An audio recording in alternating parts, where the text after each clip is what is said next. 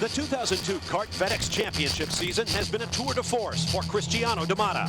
7 victories in the championship already in hand. He has now set his sights on the kind of racing immortality that comes with rewriting the record books. With 3 races remaining, Damata is within reach of the all-time single-season marks for pole positions and race victories. For the rest of the field, there are other reasons to race on. 11 drivers are within reach of the runner-up spot in the championship, worth $500,000. That and the chance of putting your name on the roll of winners of the wildest street race anywhere, the Honda Indy 300 at Surfers Paradise.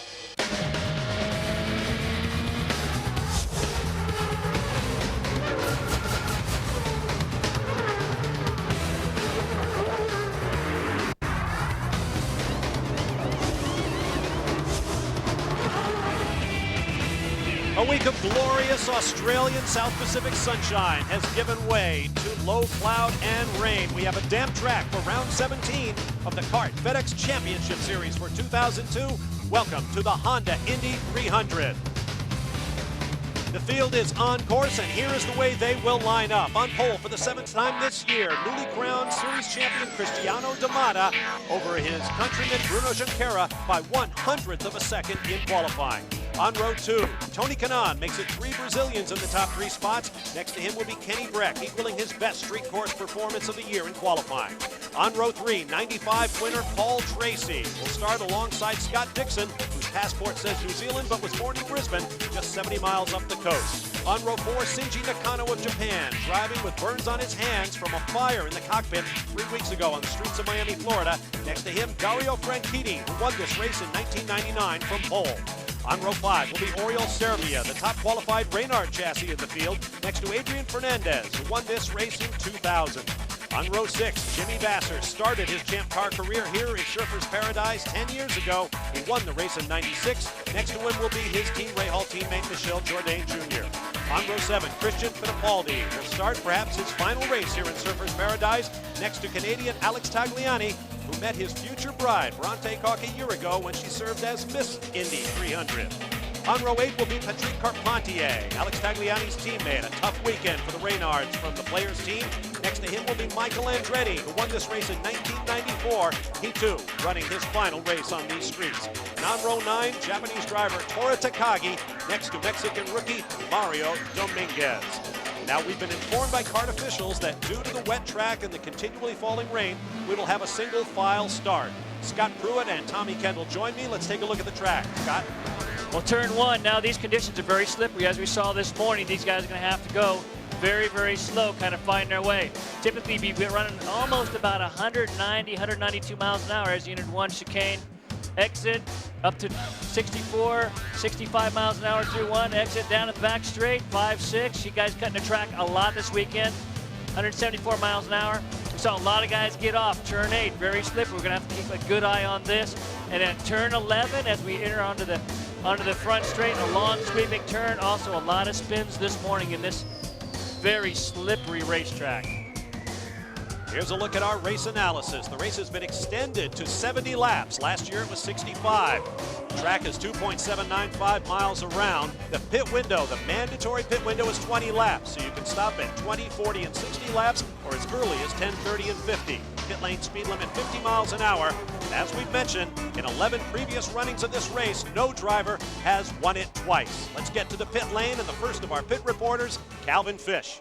Bob, turn 1 here in Surfers Paradise is notoriously difficult for these drivers to make it through in the dry. It's extremely wet out there right now. You mentioned the fact there's going to be a single file restart. That will certainly help the pole sitter Damata. Scott Dixon, though, is furious on the radio. He said he can't believe they're going to do this. He had his mind set on a big move there in turn 1. Let's go down to Derek.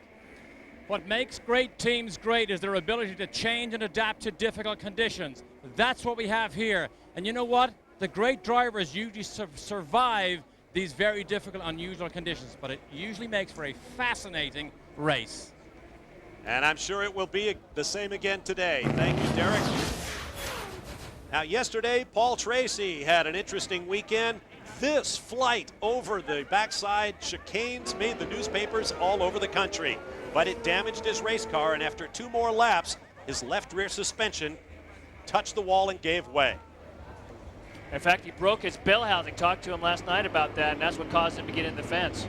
Now this morning on a rain-slick track in the warm-up, Tracy was unable to complete a full lap before spinning into the wall. There's the view through the visor cam on his teammate Dario Franchitti.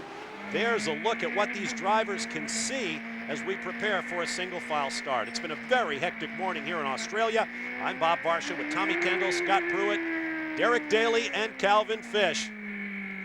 Hang on for what should be an amazing 70 laps of racing around what the drivers think may be the finest street circuit in all the world. A week of parties, festivities, and Australian race fan enthusiasm is about to climax in the race they've all been waiting for. On board with Bruno Junqueira, who will start second to Cristiano D'Amata. Now, notice the difference between that view. When these guys get to speed and the air that is lifted because of the rooster tail behind, the ground effect that's created by these cars will just throw that spray into the air. And that was a pretty clear view you saw in as well here from Dario's camera. The minute these guys get to speed, that water will be thrown in the air, it'll hang there. It's a whole different picture. You can't see 2 feet in front of your face. And it's also difficult to keep the visor. You see the visor right there. Dario actually wiped it off a little bit. Rainox on the outside trying to keep the water off, but also big problem with it getting foggy on the inside, fogging up. Very, very difficult set of conditions. And as you said, Tommy, I've been out there racing in the rain, and the last thing you see before you hit a guy is the rain light. And look at that crowd down on Honda Hill in the Honda hairpin, the final turn before they swing onto the front straightaway and face the green flag in the hands of Chief Starter Jim Swintow. It appears to be growing lighter, and we may have an opportunity for this track to dry. Now look at the field trying to find clear air. Bruno Junqueira seems to think it's a 2x2 start. Making a big move up the inside. Looks like he's by Cristiano going down into one. What a move by Bruno Junqueira, and we have a huge crash. accident on the front straightaway. Several cars have come together, and the track is blocked. There it is. Big accident. We saw cars flipping right in front of us as they came by. Red It's going to flag. be a red flag. One of the players' cars, Adrian Fernandez. Looks like Tora Takagi. Michel Jourdain. I think that's the Takagi that's upside down. That's Michael Andretti's onboard camera. There's Andretti. Jimmy That's Vasser. Jimmy Vasser's car upside down. Andretti coming to his aid. Carpentier. Here comes Tagliani. There's Tora Takagi's Horrible machine. crash. A lot of the crew guys coming over trying to help out. Helmets, fire suits. It's Michael Andretti. They're helping Jimmy's out of his car now. Working on a fire at the back. Vasser's car came down on top of Andretti's. See Christian Fittipaldi's crew in there helping out as well as they tend to Tora Takagi.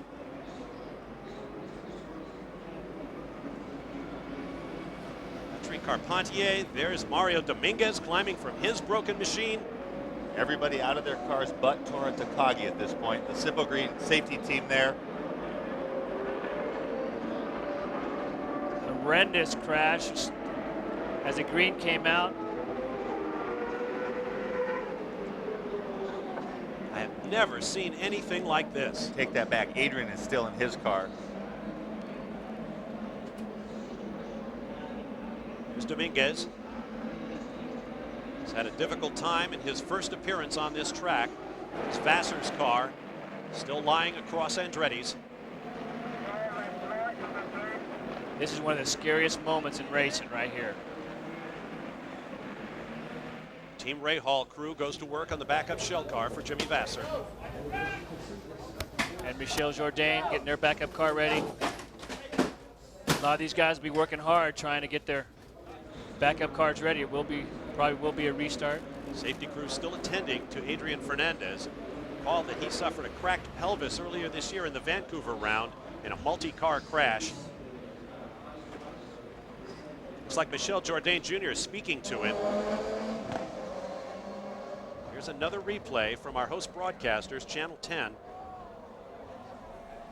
Oh, Dominguez, the last car to arrive on the scene, scattering cars everywhere.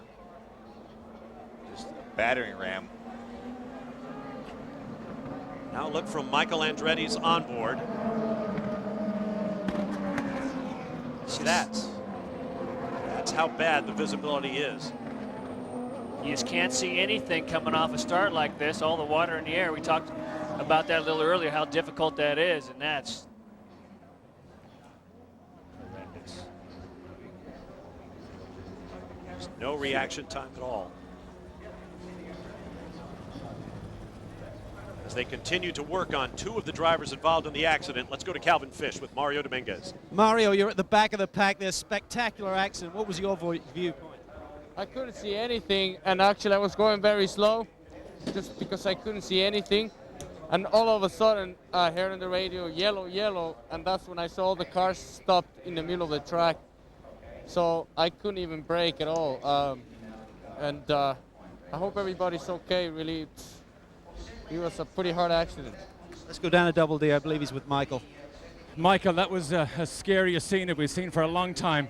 What did you see from where you were? Nothing.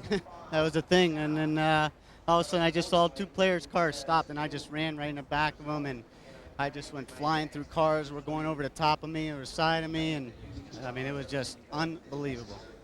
Thank you, Michael. Michael is shaken, as you can imagine here. Scott, I think you made a point earlier on. When you drive in the rain and when the spray begins to fly, you can't see anything in front of your face for the first 2 feet, and suddenly you'll see the red light. I think that's what Michael was describing there. Never saw anything until the impact almost. We were talking, that's one of the scariest points. It's let's go down to Calvin with Jimmy Vasser. Jimmy, how you feeling? I see you holding your wrist. You okay? No, I'm all right. Just banged up a little bit. I was upside down, and I seen Michael coming right at me, and he hit me. I just, thank God it was the right angle. And Did you see what triggered the whole thing? I hit the back of Fernandez. I came on the start, and all of a sudden, the back of Fernandez's car just came at me. I don't know if he checked up for something in front of him or what, but I couldn't see anything to go. But you got to keep some pace because I didn't want anybody to run in the back of me. And I hit the back of Fernandez. I don't know if that started or what, but I just couldn't see a damn thing trying to keep some sort of pace. And all of a sudden, Fernandez came, at me from, and I ran into the back of him. But Has Scott given you any indication if you'll be able to start the backup cars? I don't know. I just got back. I know the guys are getting the backup car out. Okay. See Michael's car being in the garage. Jimmy's He's well to be able to start the cars. Thanks very much. Obviously, every driver shaken by this accident. As we take a look, difficulties we seem to be suffering with our transmission here live from Surfers Paradise, Australia. We are under a red flag after a massive multi-car accident at the green flag of this race. The cars involved, Jimmy Vasser, Adrian Fernandez, who you see being carried off there. Now, we understand from officials that they have suffered non-life-threatening injuries. There's Fernandez waving, so he's obviously conscious. Vasser, Fernandez, Takagi, Jourdain, Andretti, Carpentier, Tagliani, Dominguez, and Jourdain all involved. To Calvin Fish. Michelle, we understand that you may have spoken to Adrian. Did he say he was okay in the car? Yeah, I talked to him. He told me he's okay. He just a little neck pain, but he told me he's okay. He was talking. I mean, even when I was still in the car, I asked him if he was okay, and he gave me thumbs up. So he's okay talking. I don't know. I'm sure they are just making sure. Good news. I mean, Jimmy said that he got into the back of Adrian. Is that what really triggered this whole thing, just the spray and lack of visibility? It was impossible to see anything. I mean, I was behind Jimmy, and I could see him a little bit. Sometimes I could see him, sometimes I couldn't, and I could see the wall until I just saw. Welcome back live to Surfers Paradise, Australia. I'm Bob Varsho, along with Tommy Kendall, Scott Pruitt, Derek Daly, and Calvin Fish. We apologize for the continuing technical problems we're having on a very wet, rainy day here on the eastern coast of Australia. You're looking from overhead at the continuing efforts to extract Tora Takagi from his stricken race car. Here's another look at the multiple car accident. That's Takagi flying through the air in red and white. Everything's already been triggered now, and it's so difficult to see. These guys were just planning on the start, and all of a sudden, they're running this thing at full speed or three-quarter speed just to stop the race cars. Now, Christian Fittipaldi told us moments ago that his car was damaged as well, bringing the total to 10. There's Jimmy Vasser's car upside down after coming to rest on Michael Andretti's. Andretti and Patrick Carpentier climbing out to assist their stricken colleague. There's Carpentier's car coming to rest. That is Mario Dominguez coming from the rear. He started last in the field. absolutely horrifying accident. There's the onboard view from Michael Andretti's car as he gets into the back of Carpentier. All of a sudden, these cars just start stacking up in front of Michael, and he's had nowhere to go. And we've been told that all the injuries are non-life threatening. If you look closely in that scene when they were loading Tora Takagi, you saw him squeezing the safety worker's hands. And in an accident like this, if you even say anything about a sore neck, you're on a backboard with a neck collar before you can even breathe. And it's just the ultimate precaution. And so it looks more serious. Hopefully, it obviously is serious, but the word is non-life threatening. There's Calvin Fish standing by with Alex Tagliani. Well, both of the players' cars were involved in that massive crash. And Tag, what did you see either when it happened or on the replays on screen just now? I saw nothing. I was on the front straightaway, and I saw Jimmy sideways on the middle of the road, and Christian slowed down. I slowed down. Pat slowed down, and but we were not able to see nothing. I mean, I saw Jimmy, but he was like, you know, a couple of feet in front of me, and then I think Michael went underneath my car and flipped me upside down, and I hit the fence over the pit wall, and that's it. Had there been any conversation with you guys on those warm-up laps as to the conditions and whether it would have paid to maybe run a couple of, you know, yellow flag laps to try and get some water off the track, or was everyone comfortable with going green? I don't know. I had no conversation. Nobody asked me my opinion.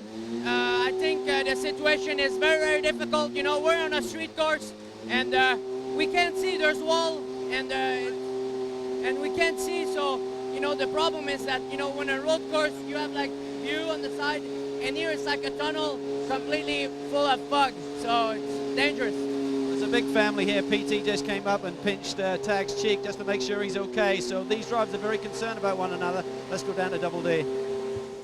Calvin, having been in a crash, something like this, where severe injury was given to the driver, which was me, I can't tell you how comforting it is for a driver to see CART's Simple Green safety team arrive on the scene. When a driver sees that, and I've been there, and my heartbeat was pounding as I watched them take Fernandez and Takagi out from that. As people cut budgets, it is a joy for me to see that CART still has the finest safety team in all of motor racing, and in a situation like this, that's when you are glad that Simple Green and CART get together to continue this type of medical support for these drivers. I'll second that, Derek. And we'll ask you to make your way to the medical area to check up on Tora Takagi and Adrian Fernandez. Once again, we are told that they have suffered non-life-threatening injuries. Fernandez seemed to be in pretty good shape. Not speculating here. I'll have to find out more from the doctors. Dr. Steve Olvey, Dr. Terry Trammell, the entire Simple Green CART safety team. The cleanup continues, and on top of everything else, it started raining heavily again. Tony Cicali.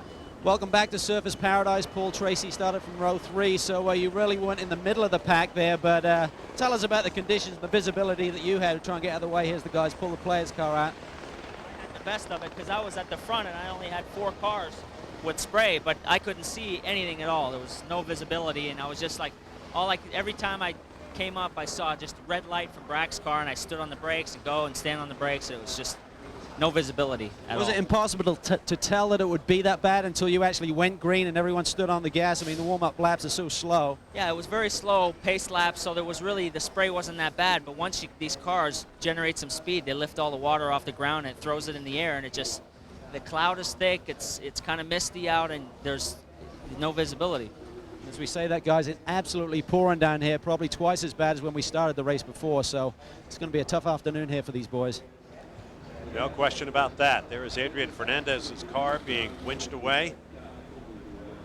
Tora Takagi's car to the right of your screen is still in place. There's Mario Dominguez's Herdez machine. All of the drivers will be moving to backup cars.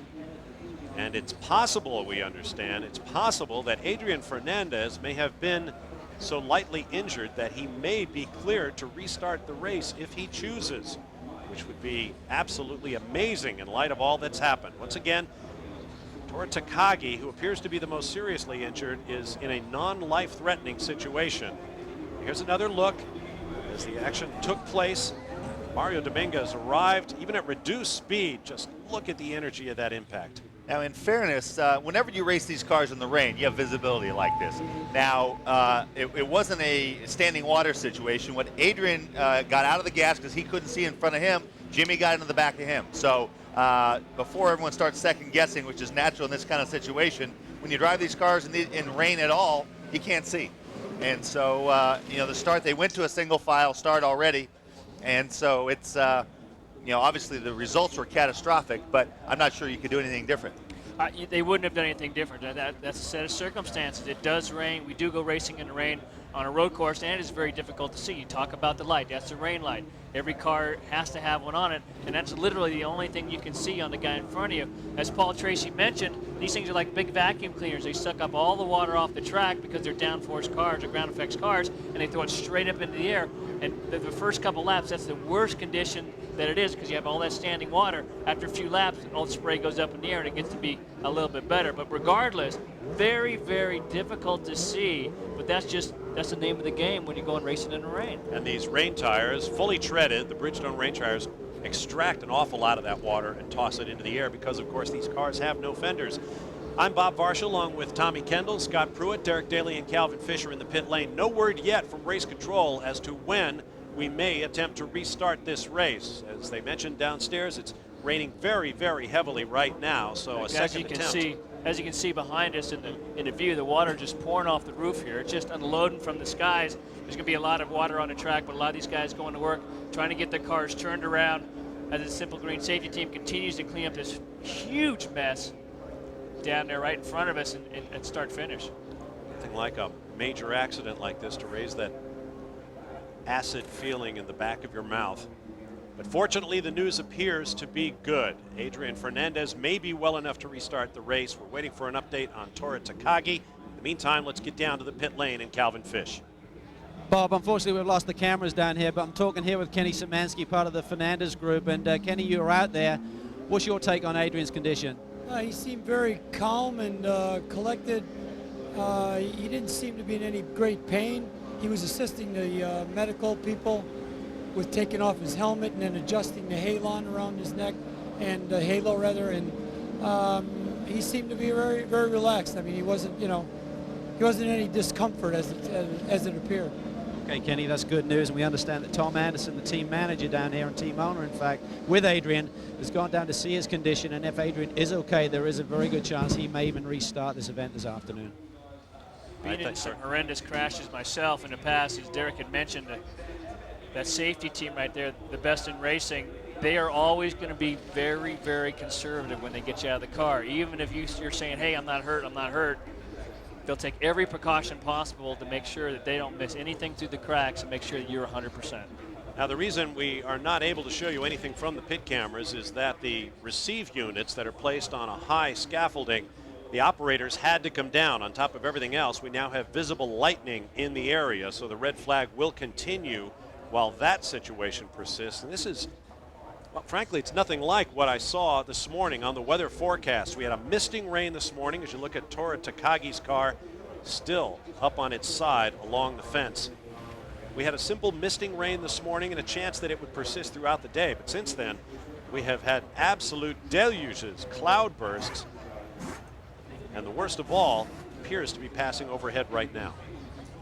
I understand we have a replay of the very beginning of the incident where Jimmy gets in the back of Adrian Fernandez. Now watch, a few cars come in before Adrian, but there's spray from these cars. Okay, and there's Adrian had lifted. He was behind Dario. Jimmy got into the back. And unlike a road course, those guys would have headed their own ways, and maybe everybody else would have come through without incident. But everything gets redirected back into everyone's path. And where the real problem comes is the cars coming from behind, Michael Andretti and then Mario Dominguez. They laid back on the start, probably wanting to stay out of the trouble, got ahead of steam, didn't know that everybody was kind of bombing along half throttle, and they were the ones that were the battering rams that threw the cars up in the air and upside down. And as you saw from that replay, even from the camera view, very, very difficult to see. You didn't see those cars till the absolute last minute. That's to show you how much mist and spray was on that racetrack. Now, speaking about the comfort level, when you see the the familiar faces of the safety team. Both you, Scott, when you had your big accident, and when I had mine, I don't believe the regular doctors were there. Here I am, my legs are broken, hanging out the front of the car, and I didn't recognize a single face. Needless to say, you know, that's the scariest moment of your life, and you're looking for some reassurance. They were trained and so forth, but just the ability to keep your heart rate down and so forth. Here's some more replays now. Watch, there's the big one when Dominguez comes piling in. He's the one that spit through both Tora and Jimmy up in the air. You see Michael can see up just virtually nothing until the last minute. He's got a head of steam right now. He'll see just for an instant a car in front of him get in on his brakes, but at that point it's too late. The closing rate just becomes so fast, you can't do anything, and then you're just along for the ride. And that was in slow motion, and it looked like he had about a half a second warning. In real time, it would be, you know, literally a tenth of a second. You probably wouldn't even get off the gas at the brake. You see how far behind the cars ahead the accident took place. As you were saying, Tommy, you lift to try to create a little room, and the cars behind, if they're not lifting, are just going to bear down on you. I think, well, the cars that I was talking about there were both Michael and Mario at the tail end of the field on the start, just laying back. The other guys are all kind of up in the pack, and they're going along like Paul said, and you're just watching the guy in front of you, and you're kind of modulating the throttle. And then what happened is with Adrian, he just checked up because Dario was throwing up so much spray in front of him, and then Jimmy got to the back of him. This is a real good shot right here. After Dario comes through right here, look behind. Adrian getting turned sideways by Jimmy, Jourdain, Fittipaldi, the two players' cars, Michael Andretti. Look how far back. Jimmy. Here's Tora, and look way back is Mario Dominguez. Now watch the force. That wasn't real time. There's another real-time angle from Michael.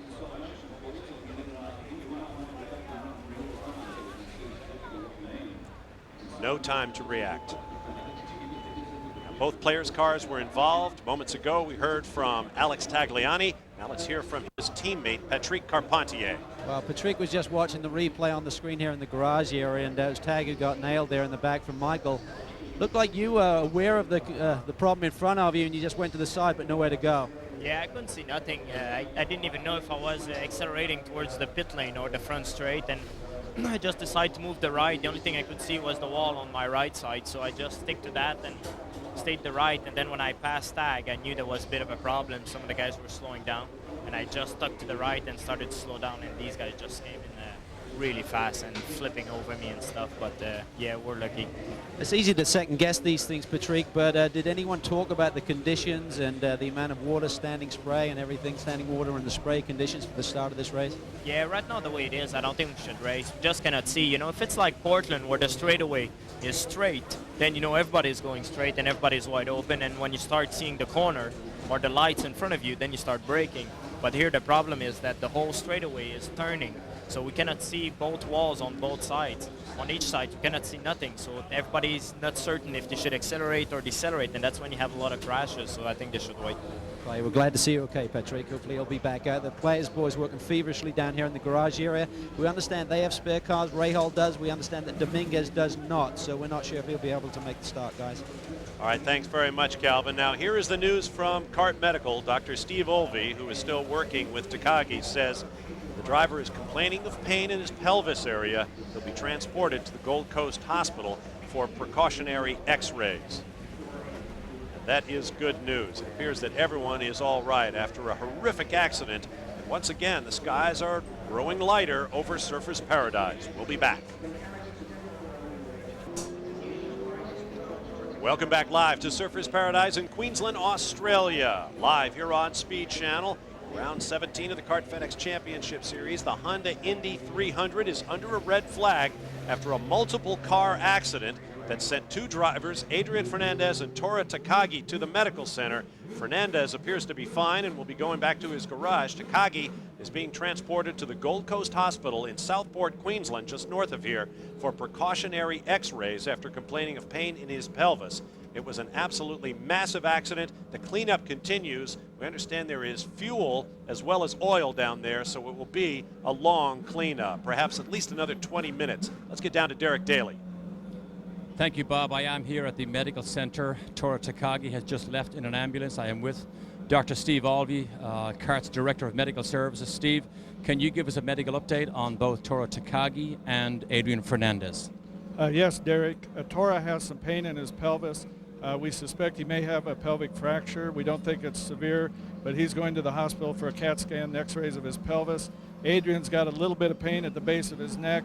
Likewise, he's going to the hospital for x-rays, precautionary nature.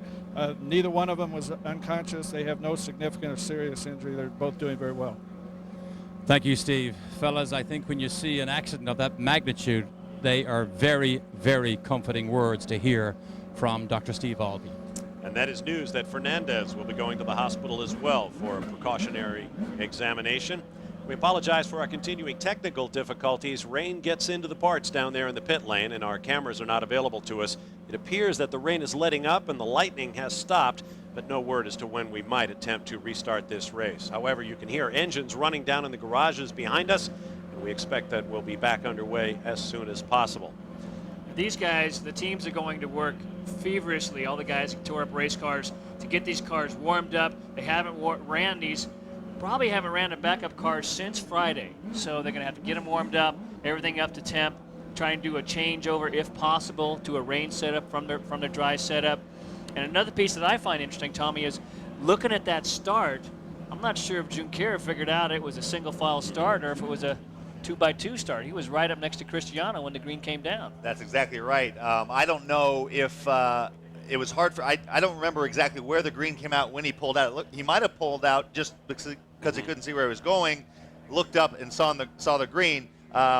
Everybody else was single file behind him. So all that goes out the window now because we're going to have a complete restart. But even up at the front there, the same sort of thing. Even if you're one car back, you've got a ton of spray to deal with. Bruno might have pulled out. At what point the green came out, I would have to look at a replay to see that again. Yeah, he pulled out there because he didn't want to run into him. There's no spray just yet. Well, and then he just mats it. So this start will not count, but we'll definitely need a clarification on what the ruling there is if that were to happen again. I think Junqueira simply thought it was a 2x2 start. And there you see him moving into the lead while the accident breaks out behind him. Now, a legitimate question at this point, I think. Well, we'll get to that in a moment while Kevin Fish is standing by with Bruno Junqueira. Well, Bruno is chatting with Tony Kanaan right now. Bruno, tell us about the start. It was a single file start. Did you just duck out of Cristiano's slipstream to find some clean air in there and good visibility? Yeah, we have such a long straight, then I get his slipstream. And second, I took a big gamble. I really want to lead the race because I couldn't see behind Cristiano. And I knew that if I'll be second place, a really bad place to stay because the track is so wet. Then I took a big gamble on turn one, braked so late to try to pass him. But unfortunately didn't work because of the accident. The track is really difficult. Tony's here as well. Tony, you're right behind the front row there. PT said he's never had visibility issues like that. He just said he couldn't see anything, and you had two cars side by side in front of you. Exactly. I probably had as bad as everybody else. I mean, we're looking at the data, and the most percentage of throttle, we go from 0 to 100. I got 55% the most through the whole straightaway. I couldn't see, and I almost hit the wall because I couldn't even see the track. And when I saw the sign really close, I came back, and I think they should listen to us a little bit more. I was complaining in the radio and talking to Bruno. I think he was too. We couldn't see nothing, and visibility is the problem. And I think we're running so low to the ground that they should really think about it.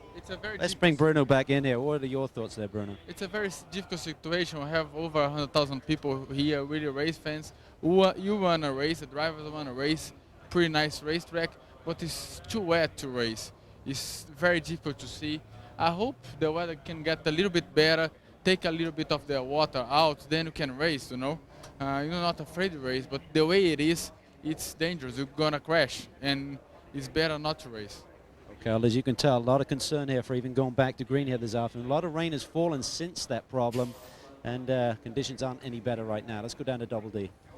Just an idea of the type of wreckage you can get from an accident like this. This is, of course, Michel Jourdain's. Obviously, heavy impact on the front nose cone, which is the crash structure, did not go into the driver's compartment. You can see the suspension smashed, see the side pod, something heavy in here. But here's the scary thing for single-seater cars. Look at this here.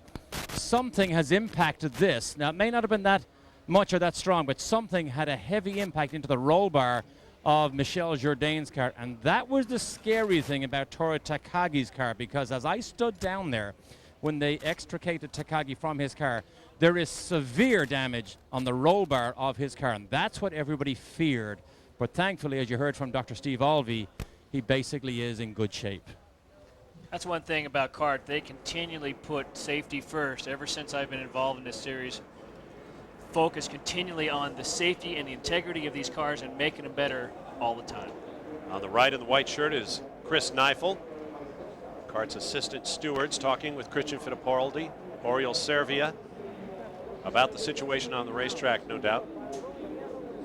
Now, the question I raised earlier was preparing these cars for a restart. Spare parts have been an issue this weekend due to various incidents on the racetrack.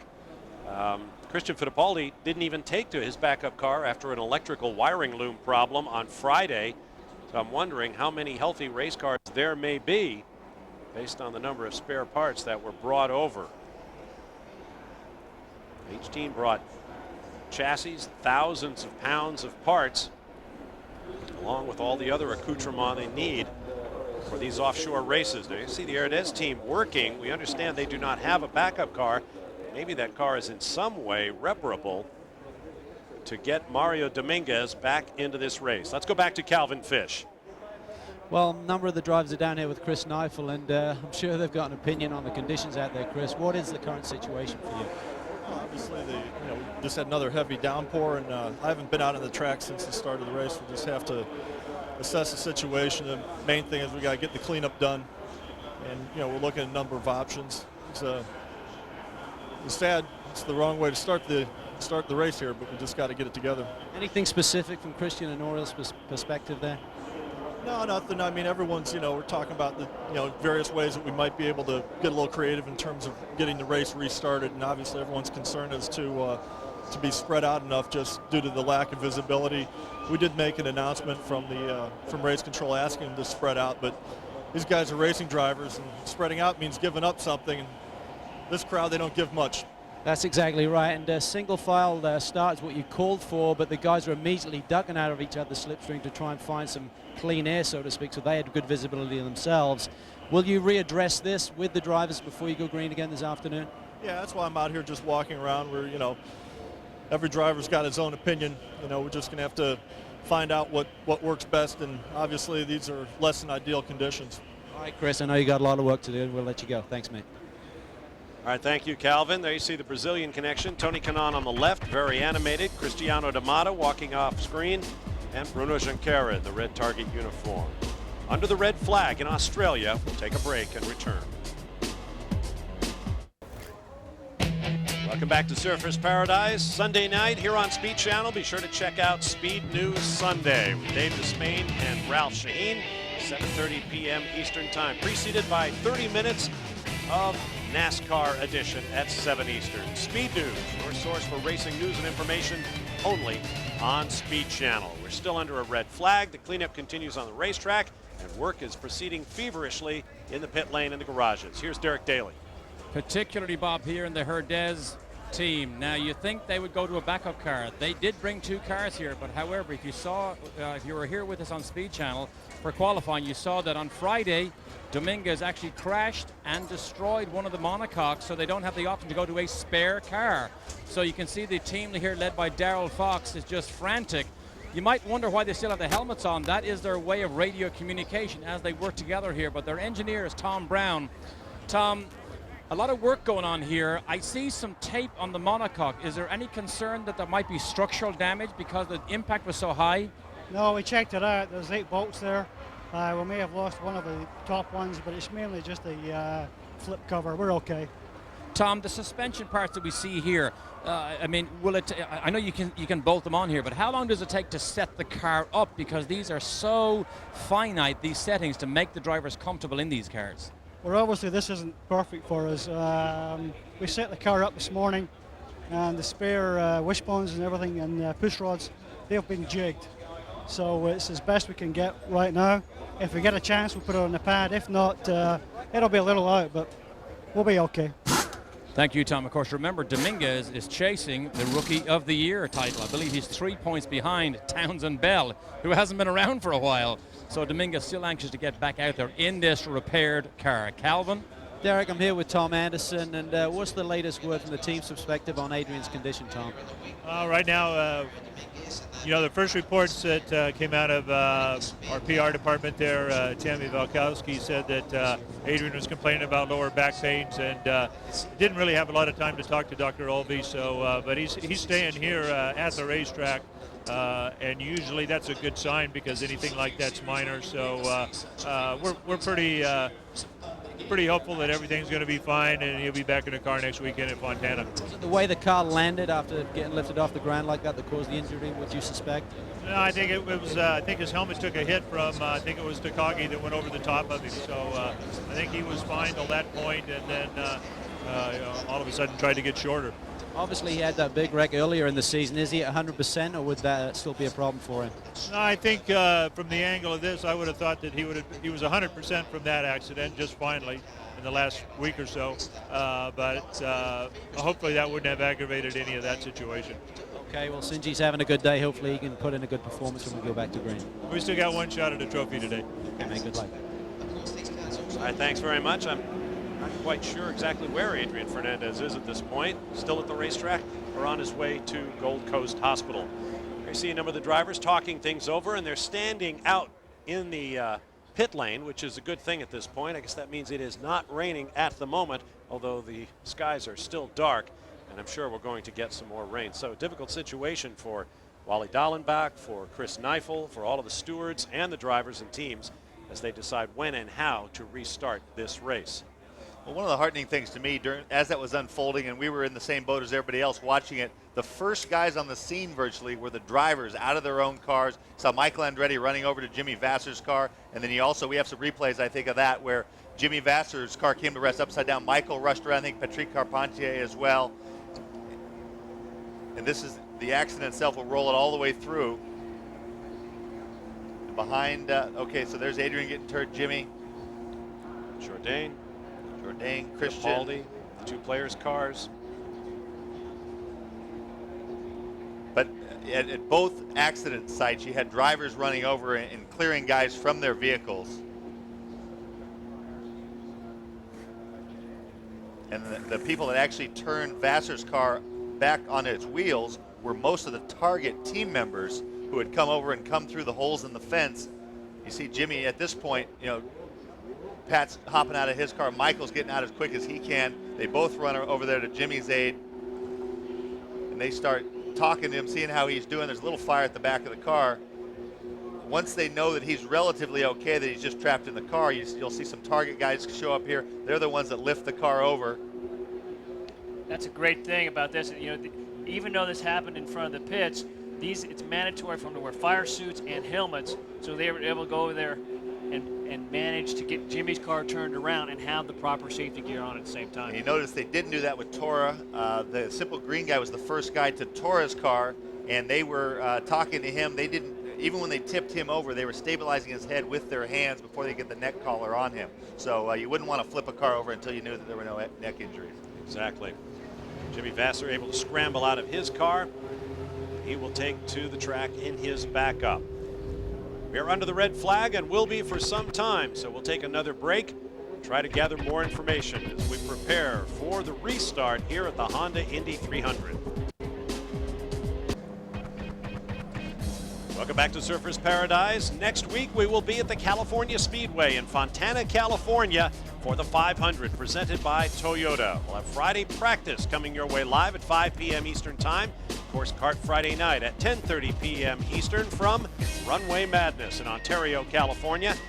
Then single car qualifying from California Speedway at 2:30 p.m. Eastern Time on Saturday, and race coverage of the 500 presented by Toyota Sunday live beginning at 3 p.m. Eastern, only on Speed Channel. Here at Surfers Paradise Australia, the teams have been instructed to get the cars gridded for a full restart here at the Honda Indy 300. First attempt to start the race in a rainstorm resulted in a massive multi-car accident that's left us under an extended red flag. There's series champion Cristiano D'Amata talking things over with his Newman Haas engineer Rocky Roqueline. Derek Daly is there. Cristiano, I just eavesdropped on a on a conversation that I saw your owner, Carl Haas, have with Jim Swintal, the starter. Carl said something like, wrong, wrong. What was the argument?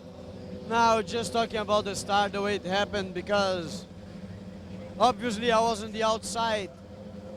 Start was supposed to be a single file, and I was on the outside instead of being in the front or on the inside. So for me, it was the same as starting second, and not as much space as I mean, nothing like everybody asked for, but it's okay. We all get back to our positions. No big deal. Cristiano, with a delay like this, when there's so many people want to talk to you, it's a distraction.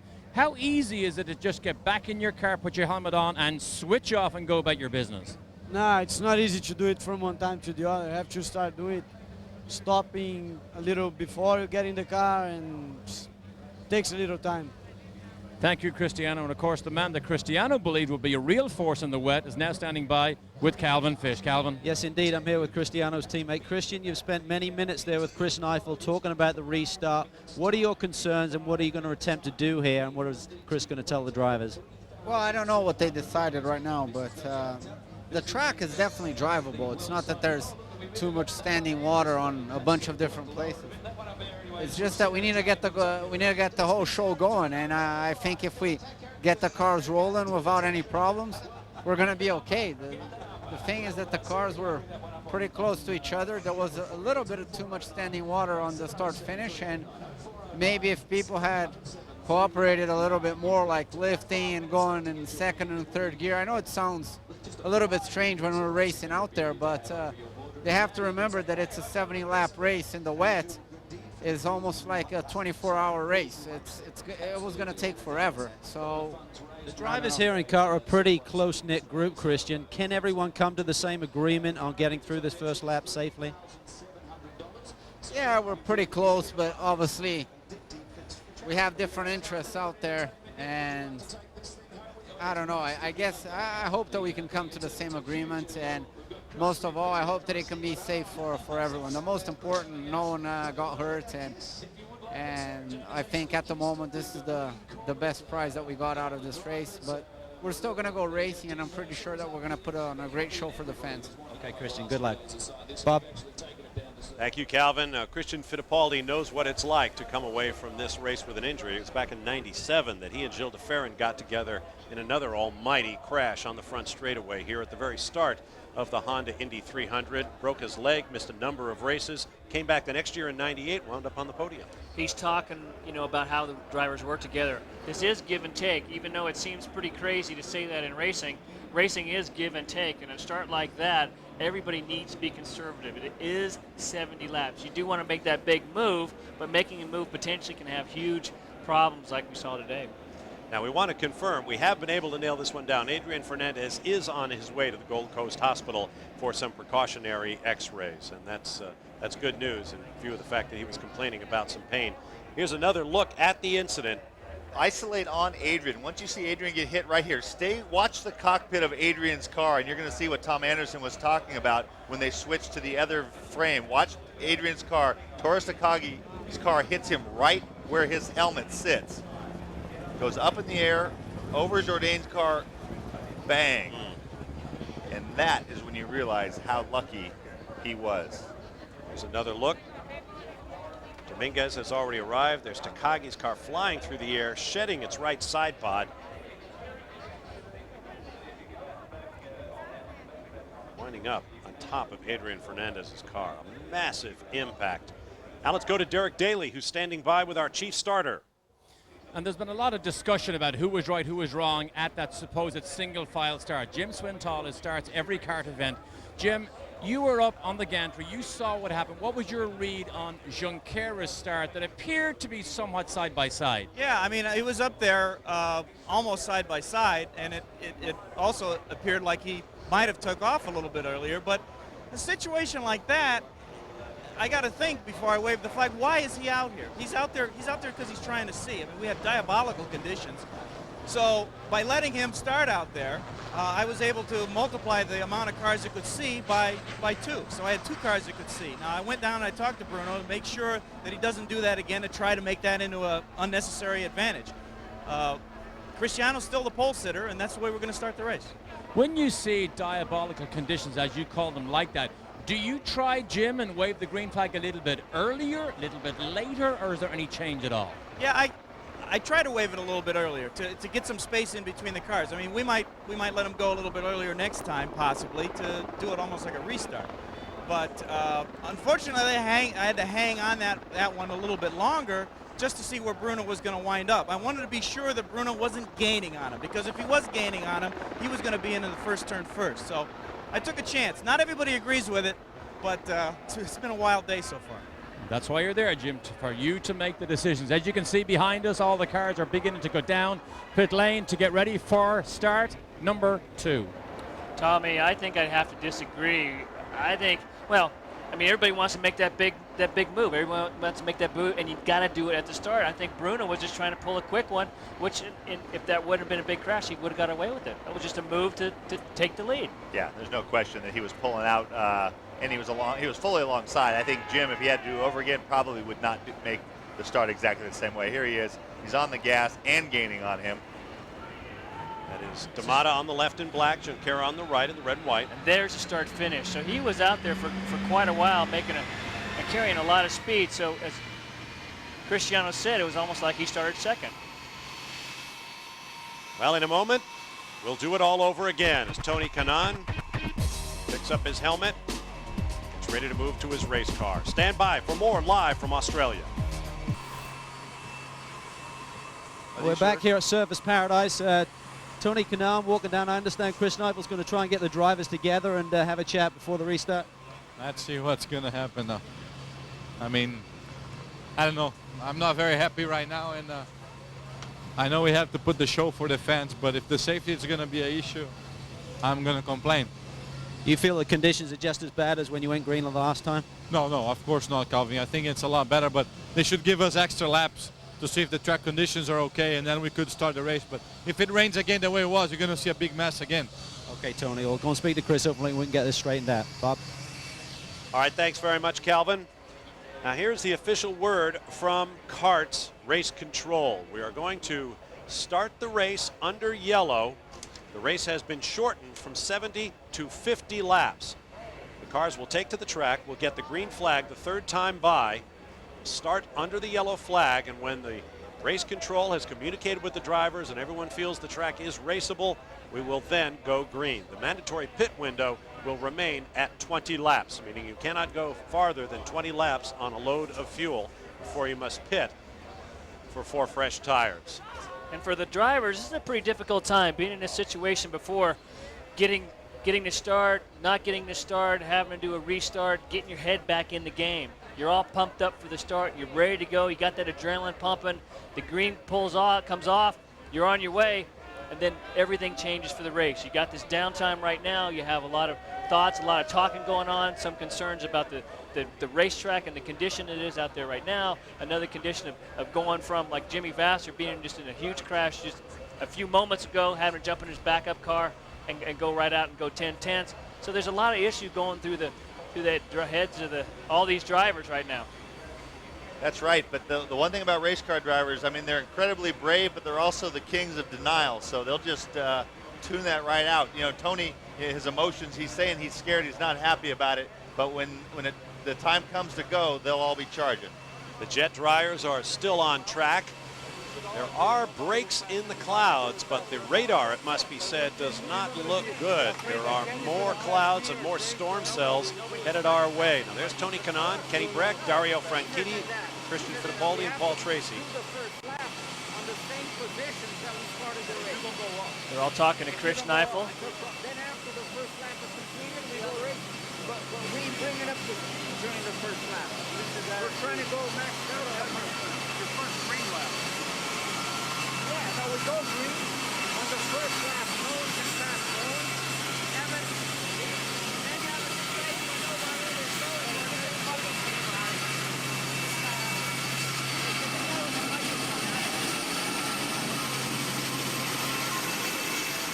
All right, while that discussion continues, let's go to Derek Daly with Michael Andretti. Michael is watching what's going on here with the drivers on the big screen TV. Michael, I don't know what they're saying down there. Tony Kanaan said he was somewhat concerned. Are you concerned that you're not that we wouldn't be able to race here? No, I think it's going to be dry now. I mean, if it rains again, yeah, then I'm concerned. But if it doesn't rain anymore, I think we'll be okay. Michael, you've seen so many good times, some bad times with teams, other drivers.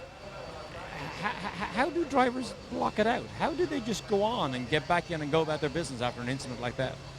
I don't know. You just do it. You know, it's you know better than anybody. You know, you just you're here to drive, and that's what you do. But you know, block it out. Block it out. Thank you, Michael. Calvin? Well, we've got Chris Neifel here. Chris, I understand you're going to get all the drivers together? Yeah, we're just going to have a little chat here and see what's going on. Right now, still up in the air what we're going to do. What are the drivers' comments? Are they comfortable going back racing, Chris? You know, Cal, I didn't hear a word they were saying with that jet going by, so I'm going to go find out. All right, Nate. Thanks. Tough job for Chris Neifel and the rest of the CART officials. They try to get the show underway here at Surfers Paradise. It's been an amazing week, full of fun and frivolity, but it only takes a split second, an accident like the one we just witnessed, to put it all back in perspective. This reminds me of the Formula One race. Was it at Monza where they had the big accident? Michael Schumacher was trying to organize everybody to hold positions on the first lap, and everybody was in agreement except I think one guy, and that's the trouble with something like that. Again, if you're racing, you're racing. If you're not, you're not. That's where the officials have to set the guidelines and say, this is what we're going to do. To ask everyone to hold station, there's one guy that's hungrier than everyone else or has more to lose or whatever, and he says, I'm going to go racing. He's going to try to pass everyone. And so everyone needs to kind of get on the same page, and when the green drops, hit it. I remember that event, and as I recall, the driver who disagreed was former CART champion Jacques Villeneuve, who declined to go along with the drivers. There's Oriol Servia attaching tear-offs to the visor of his helmet. Take a break and return with more live from Surfers Paradise, Australia. Stay with us. We're back live in Surfers Paradise, Australia. Bob Varsha, Tommy Kendall, Derek Daly, Scott Pruitt, and Calvin Fish with you. There were the drivers in the CART FedEx Championship Series, meeting with, on the left, Chris Neifel in the white shirt, and next to him, to the right, Billy Camphausen, who's one of the top officials in the pit lane as the race goes on. They're discussing how they are going to attempt to restart the Honda Indy 300. The race has been shortened to 50 laps. The question is how they are going to flag the field away when the time to go green arrives. The skies are darkening once again. The cars have been brought forward to the grid. There are some repairs to Jimmy Vasser's machine. Let's get to Derek Daly. We mentioned earlier about the team Herdez being able to not use a spare car. Jimmy Vasser has gone to a spare car, but have a look at this here. This is crash damage repair from a crash he had on Friday. If you watched with us here on Speed Channel, you saw Vasser do quite a bit of damage. Now, the question is, are these repaired exactly the same as the car that he was already about to drive? Todd Boland is here. He is Jimmy's engineer. Todd, the question is, when you repair a car like this for Jimmy, having been a spare car, how close to the setup that he liked, that he wanted to start the race with in his car that's now been crashed, is this car? How close is it? Nowadays, with the tools we have available to us, it's essentially exactly the same to him. This is actually the car he crashed in Friday qualifying in the first stint. And we actually took this car out on Saturday morning, and he ran it for an outing, and he said it felt exactly the same. So it shouldn't be any issue whatsoever. Thank you, Todd. So that answers the question for this team. I'm not sure all teams are like that, because I think it was TK, you discussed the Team Green philosophy of not changing the spare cars as they changed the race cars as the weekend went off. And then if they ever had to use it, it became a huge scramble. That came into play right after I said that on Friday. I said that I'd become aware of a different procedure where they didn't work on the spare until they needed it. So it could be however it was in the truck. And it sounded like, even from what Dario said, is maybe it wasn't even the same as the car starting the weekend. Most of the teams update them, so the furthest it could be behind would be whatever setups changes took place during that session. So now the question I have is, we're going to have quite a bit drier. It's not going to be dry, but not nearly as wet as before. I'm wondering if anyone is second guessing maybe the full wet setup. I think it's too late to make too many changes. But the other thing is, in all the years that I raced Indy cars, Champ cars, every car has its own personality. I think if you were to talk to Dario, he would certainly say that there's a difference between your primary and your backup. Now, from what the engineers say, you can set it up identical. Same shock, same spring, same setting, same everything. But every car has its own personality. That would show more in the dry than in the wet, would it not? That would show more in the dry than in the wet, most certainly. Well, as you can see, the balconies are still crowded. The party continues here at Surfers Paradise, and the drivers have been asked to report to their cars. We expect the command to start engines to come in about 5 minutes at 3:22 local time on Sunday afternoon in Surfers. There's Bruno Junqueira and Cristiano D'Amata, and I'll bet those two lifelong friends and former go-karting buddies have had a few words for one another.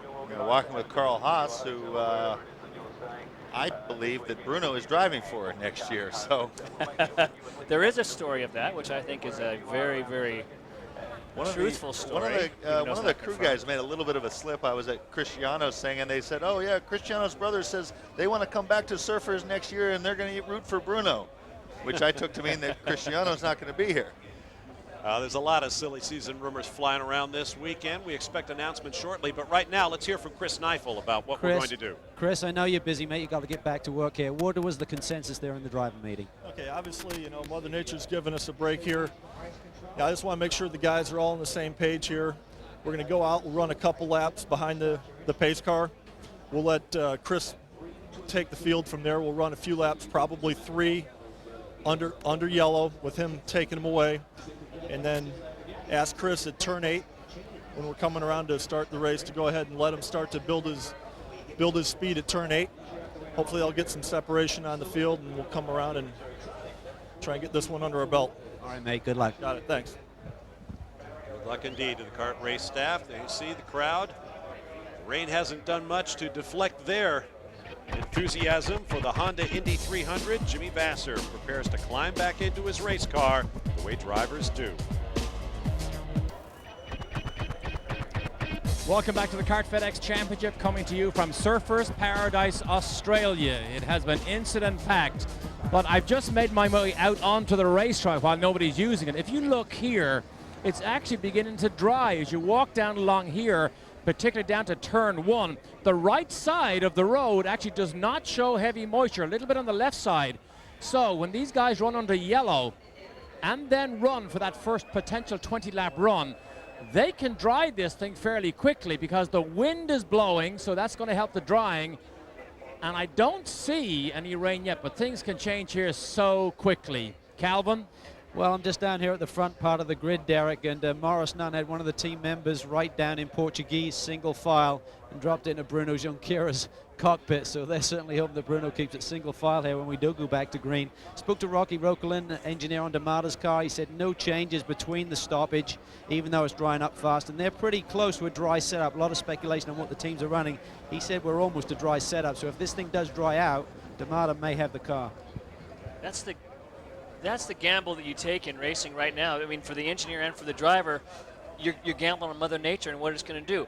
Even though it might be quickest to have a full wet setup right now, if it dries, you're going to be chasing it. Well, looking at the radar, there is a line of showers, and it looks like there may be embedded storms within those clouds. We'll have to wait and see. Stay with us. Welcome to an extraordinary day here in Surfers Paradise, Australia. Here on Speed Channel, after an enormous multi-car accident, the cars are preparing to fire engines and head back out for another attempt to get this race underway. This massive crowd is still on hand despite occasional heavy rain showers. There is Jimmy Vasser, one of the key cars involved in that multi-car accident. 10 cars involved with some minor damage to several others. So a number of drivers in the field are in backup cars, although at least one, Mario Dominguez, is in his primary, which appears to have been repaired. There's Cristiano D'Amata, who will start from pole position when the cars take to the track for 3 laps, which will count behind the safety car, and then the cars will be turned loose to begin racing. Assume everyone agrees that the course is raceable. And to a certain extent, we are racing Mother Nature because it appears there will be more showers, some of them heavy, in the future. The race has been shortened from 70 to 50 laps, and we're awaiting the command to start engines once again. On board with Dario Franchitti, looking out through his visor. Now these guys have got their head back in the game. They know there's been a number of problems. Sounds like things are coming alive. Dario right there. Everybody's starting up their cars.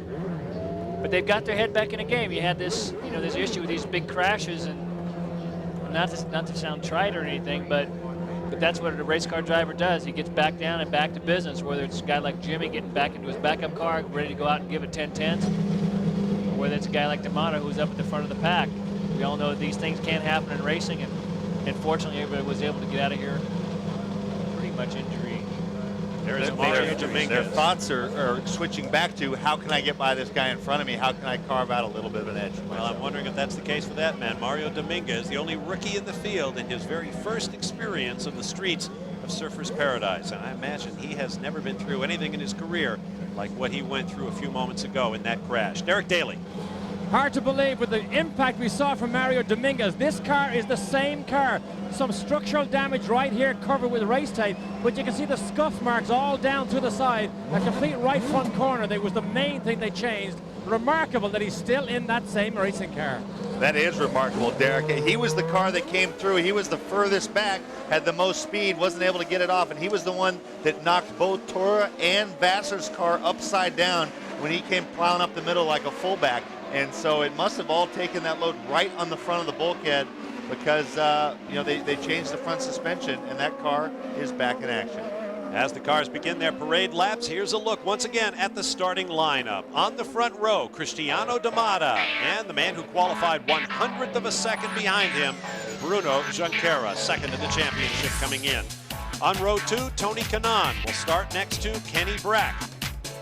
Moving back to row 3, Paul Tracy will start alongside Scott Dixon, the darling of this massive crowd, in what is essentially a home race for the New Zealander. Shinji Nakano and Dario Franchitti will start on row 4. On row 5, Oriol Servia was to have started next to Adrian Fernandez, but the Mexican has gone to the hospital for precautionary x-rays and will not restart. On row 6, Jimmy Vasser will be next to his teammate from Team Rahal, Michel Jourdain Jr., looking for his 18th or make that 19th consecutive points-paying finish over 2 seasons. On row 7, Christian Fittipaldi will start next to Alex Tagliani with the Players team. On row 8, Tagliani's teammate, Patrick Carpentier. Both of those drivers heavily involved in the big accident. Michael Andretti will be next to Carpentier. And on row 9, Tora Takagi is on his way to the Gold Coast Hospital, so he will not restart. Mario Dominguez will be the last car on the starting grid. Once again, this will be a single file restart. A look at our race analysis. Once again, the race has been shortened from 70 to 50 laps. The pit windows will remain the same at 20 laps. And we will start under the yellow flag. As the cars negotiate the course and confer with race control about the condition of the course, let's take another look at the accident that brought about our extended red flag. TK? Adrian Fernandez in the green and red car, Jimmy Vasser getting in the back of him in the yellow car, and then it's just chaos. There is Dominguez up in the air. Takagi catapulting over Adrian Fernandez, winding up upside down. There's Takagi flying through the air. Green car in the middle, just right next to the right wall there is Dominguez. Hard to believe they got that car turned around and back out onto the track. Look at it, it still has it has 3 of the 4 wheels still on it even after all that. Like I said, the front of that car just, like a place kicker, booting those guys up and over. Now look at the difference now in terms of, how much drier it is. There's no mist hanging in the air. I expect, like Derek said, we're going to get a dry line pretty quickly. Now the race, to kind of recap what Neifel said, the race right now just started. They just waved the yellow flag, so laps are starting to count. That first start, it's like it never happened. So this is the beginning of the race. This is the first lap. They're going to run 3 laps behind the pace car, and then they're going to probably, I would imagine, check in with the drivers, and if everything's okay after 3 laps, they're going to turn them loose in turn 8. Cristiano's going to bring them slowly up to speed, and we'll be underway. View from high overhead. Nearly 90 minutes after the first attempt to start this race. completed the first of 3 laps under caution. Derek Daly. Bob, despite what's happened, this still is regarded as the finest street racing event in the world. Now, if you are with us here on Speed Channel for Friday and Saturday, you will have seen that the speed mainly came by attacking the curbs in a brutal fashion here, which literally smashed some of the cars, particularly Paul Tracy's. But however, it's a complete change of philosophy for the drivers now, because attacking those curves will not bring you rewards during this event from here on in. Calvin? I'm here with Jim McGee, one of the master tacticians in this series. Jim, shortened race. Daylight may even cut it a little bit shorter from the 50 lap. Do you do anything different now from original plan? Yeah, you may look at it, because this thing might dry out here shortly in the next 10 laps. So, you know, you got to watch the lap times and watch the track and keep an eye on the daylight and the rain coming. So there's a lot of little incidents here that are going to enter into this decision. So we'll wait and see what happens. Pretty coy there, but you're saying 10 laps in, if you've got a dry racetrack, you may pit early and go to slicks? Yeah, if the racetrack looks like it'll take it, you probably do that. Try and make some lap time before the other guys come in. Okay, well, Oriel Surf is the top Reynard runner here this weekend. He's looking to put the car to the front for the Vistillon boys. That turn 5 chicane looks like the wettest part of the circuit, so that'll be the part. The minute you think you can get through there, if the rest of the track dries, the wettest part of the circuit is usually your limiting factor. So the minute you think you can get through there, even if it's tiptoeing, you'll probably want to go to slicks. But there's a difference, I would imagine, probably even on a fully dry track between rain tires and dries, maybe 10 seconds from one to the other. And big gains in braking, and this track is all about braking. The minute the track gets dry again, you'll start seeing the guys go after the curbs. But you need to have some grip when you hit the curbs. When you land, you need to have enough grip. And so in the wet, you'll see them staying away from the curbs like the plague. As it dries out, you'll see them start to test it. This is the big gamble for the teams right now, is that when the track starts to dry, when to make that time in. Now, Jim McGee was calling my race when I won here in 97. He called a very smart race, even though it was green all the way through. But a number of instances come into play. Just as then, the race had gotten shortened. Same thing here today. Cars coming off turn 12 to complete the second of 3 yellow flag laps. Let's hear from Calvin Fish. Bob, we talked a lot about the mechanics and engineers feeling that they can reset these spare cars exactly the same. But we're already hearing on Michael Andretti's radio that his traction control is not working the same as the other cars. So mechanically, suspension springs, yada, yada, yada, you may be able to duplicate, but the electronic gizmos, that may be a different story. And in this condition that we have on the track right now, traction control is a big issue for these guys to keep it on the island. And this is going to be a gamble on Mother Nature as well. Is it going to stay dry? And if the track does dry out, you come in and, you know, what number do you come in and actually put the dries on the car? And it could turn around and rain 1 or 2 laps later. And that raises another issue. When does this race become official? According to the rules, we must complete half of the scheduled race distance, which was 70 laps.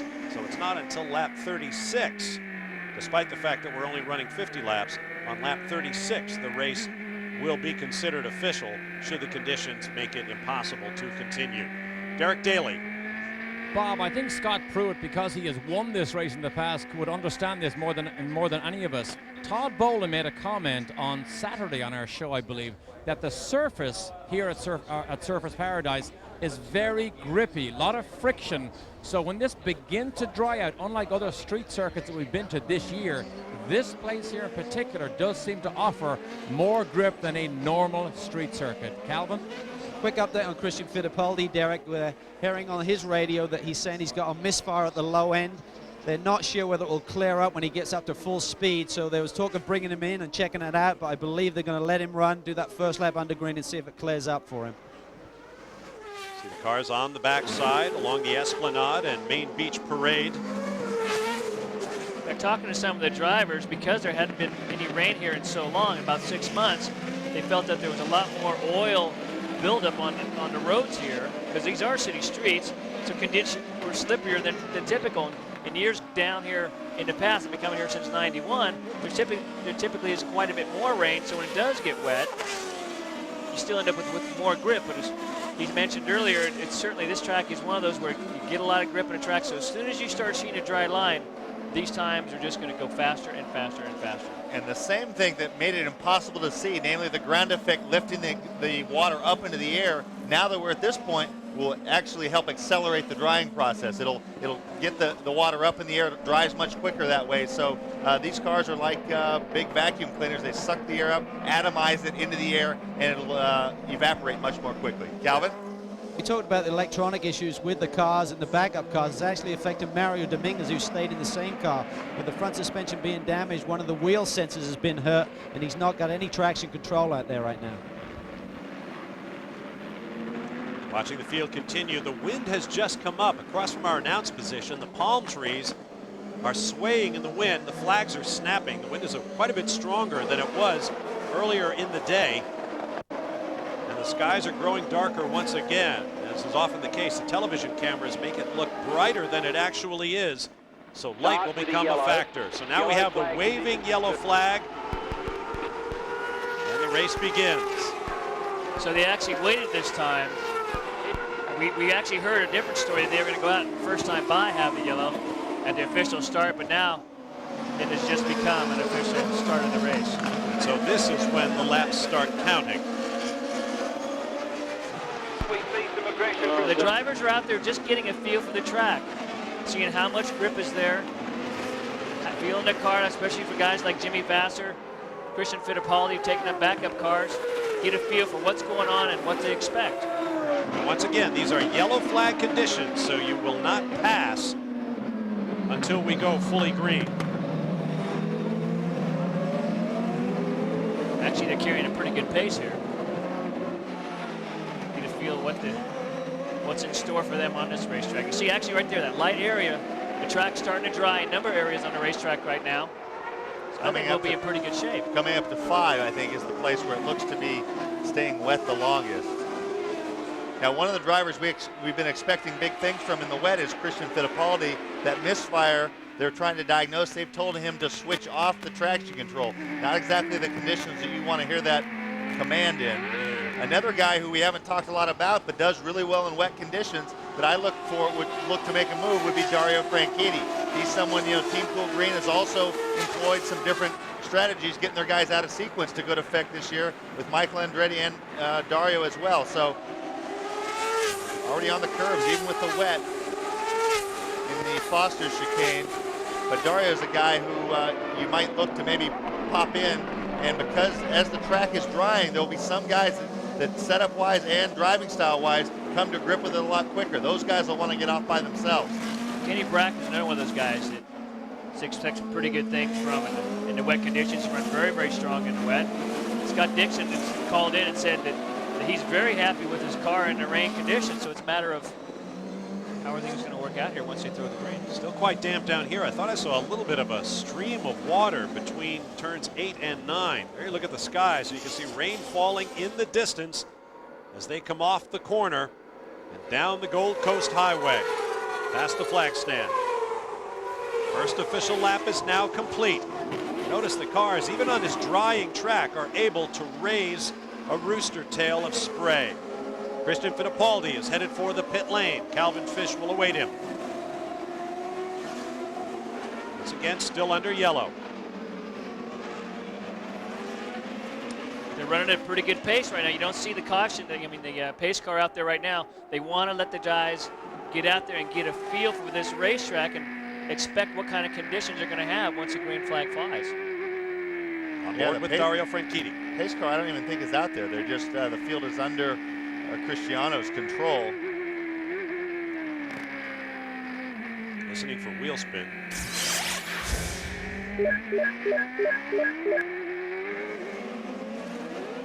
There's Dario Franchitti, who got a grand total of 10 laps on track before second round qualifying on Saturday afternoon. He had a terrible time, went through 3 clutches in his primary car, could not come to grips at all with the backup car, and wound up crashing it down in turn 8 on Friday. And crashing again this morning. If you get a look at his car, I think he borrowed some stuff from Paul Tracy. He's got Paul's chrome horn on there. Yeah, it's going to work for him. They got to a pretty good rip there on the backstretch. This is Main Beach Parade, the Pacific Ocean off to the right as they go through the Foster chicane.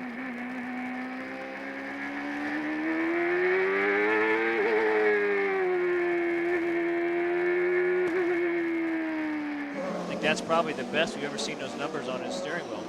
Yeah. Pretty vivid there. I wonder if that's because of the dark conditions. Turn 8 onto Breaker Street. Onto Cerisier Avenue and headed toward the final chicane before turning onto the Gold Coast Highway in the front straight. Derek Daly has more on the weather.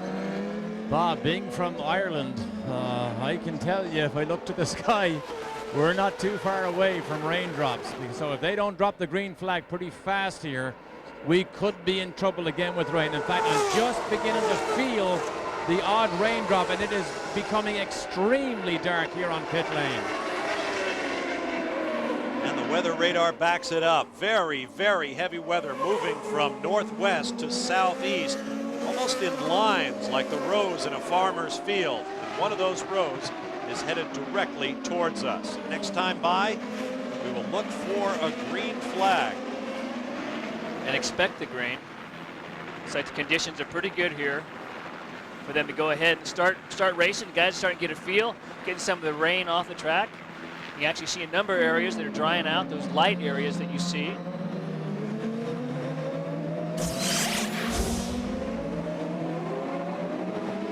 About an hour and 35 minutes unofficially after the first attempt to start the Honda Indy 300, round 17 of the Kart FedEx Championship Series for 2002. It appears we will start under dark and lowering skies with a strong threat of rain in the air. Bob Varsha, Tommy Kendall, Scott Pruitt, Calvin Fish, and Derek Daly. Glad to have you with us here on Speed Channel. Christian Fittipaldi has been telling his crew, let's go racing. He wants to stay out despite that misfire that he appears to be suffering. His teammate, Cristiano D'Amata, on pole position, is also telling the crew, let's go. He will start accelerating in turn 8, which is the corner D'Amata is approaching now. And once they pass the flag stand, no passing may begin until they get through turn 2, the second of the chicanes. That's a recipe for trouble right there. If a guy's holding you up and the guy in front of him streaking away. But it is what it is. I saw Christian searching for grip on that last pace lap, exhibiting why maybe he's so good in these conditions. Altering his line a little bit till he finds the stickiest part of the racetrack. Now he will accelerate. Green flag, Chris. Green flag. Cristiano D'Amata takes the green flag. Bruno Junqueira about 15 car lengths behind. The field well spaced and we are underway. It's going to be a race of strategy and brains right here. Everybody being real conservative. Cristiano taking a bit of a lead out there. Tony Kanaan and Kenny Breck right up on the gearbox of Bruno Junqueira. So they're through 2, so now they can pass.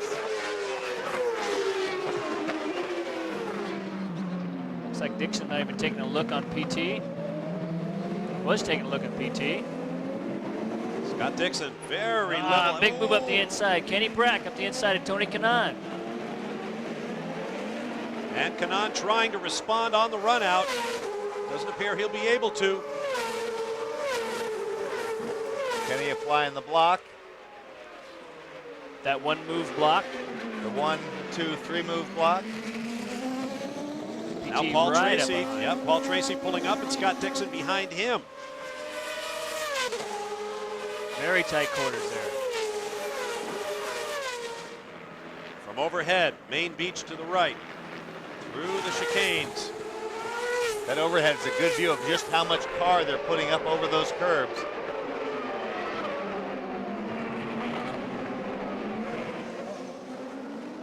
Cristiano D'Amata taking a bit of a lead right now. Junqueira squirming under acceleration. Heading for the hairpin now.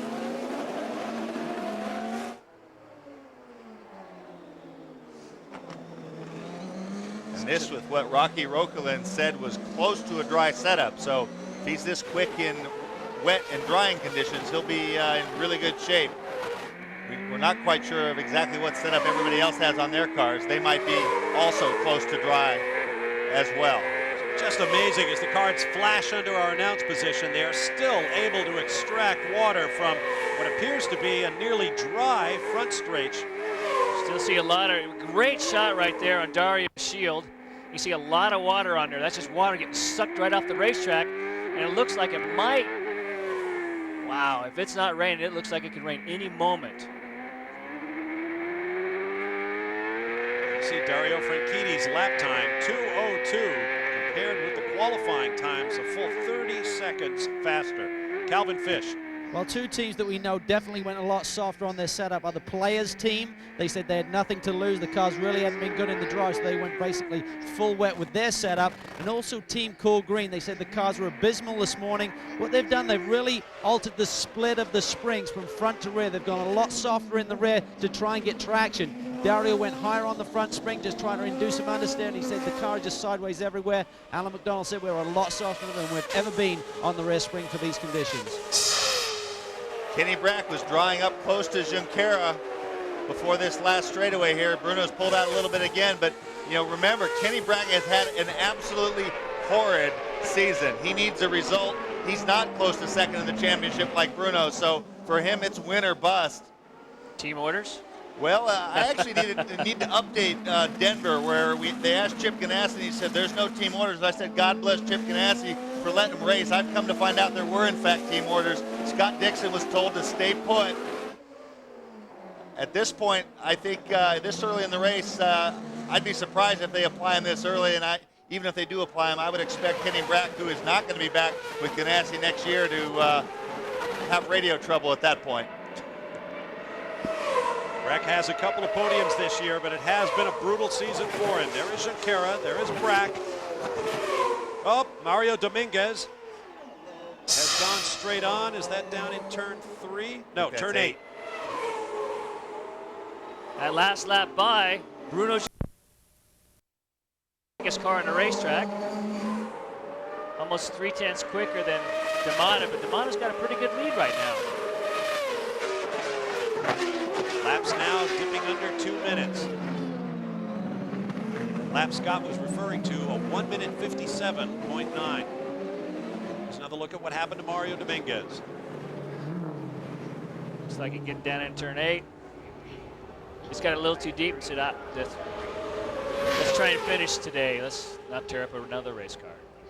As Derek mentioned earlier, Dominguez still trying to overcome the absent Townsend Bell for the Jim Truman Rookie of the Year award. 2 points behind coming into the weekend. Whoa, Breck getting a big slide off the chicane. Now Junqueira beginning to close up a bit on the race leader, D'Amata. Townsend Bell's name's been being kicked around a little bit by some of the teams in the pit lane here. It's like Bruno's starting to reel Cristiano in pretty good. Whoa, pretty sideways off there, Cristiano.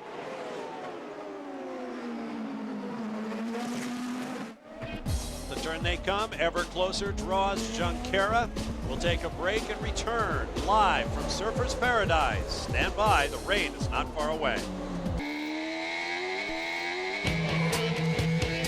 Sunday here on Speed Channel, we have the finale of the Trans Am Series for the BF Goodrich Tires Cup from Virginia International Raceway.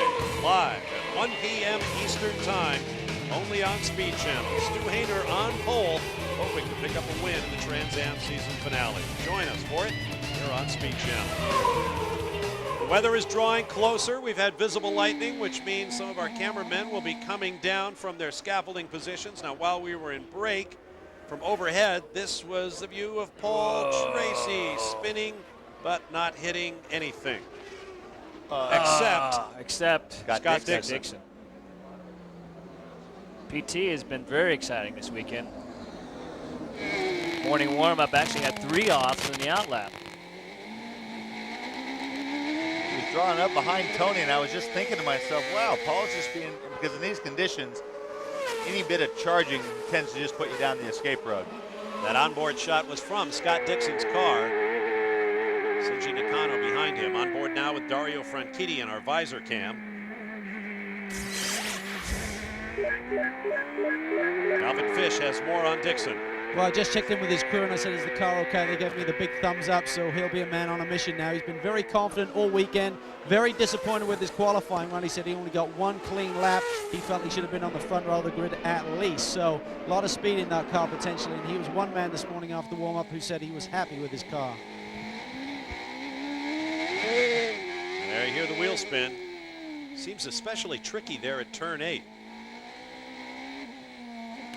And as the weather continues to close in, it occurs to me, as we're talking about visible lightning, that we're sitting about 3 stories above the ground overlooking the front straightaway, gentlemen.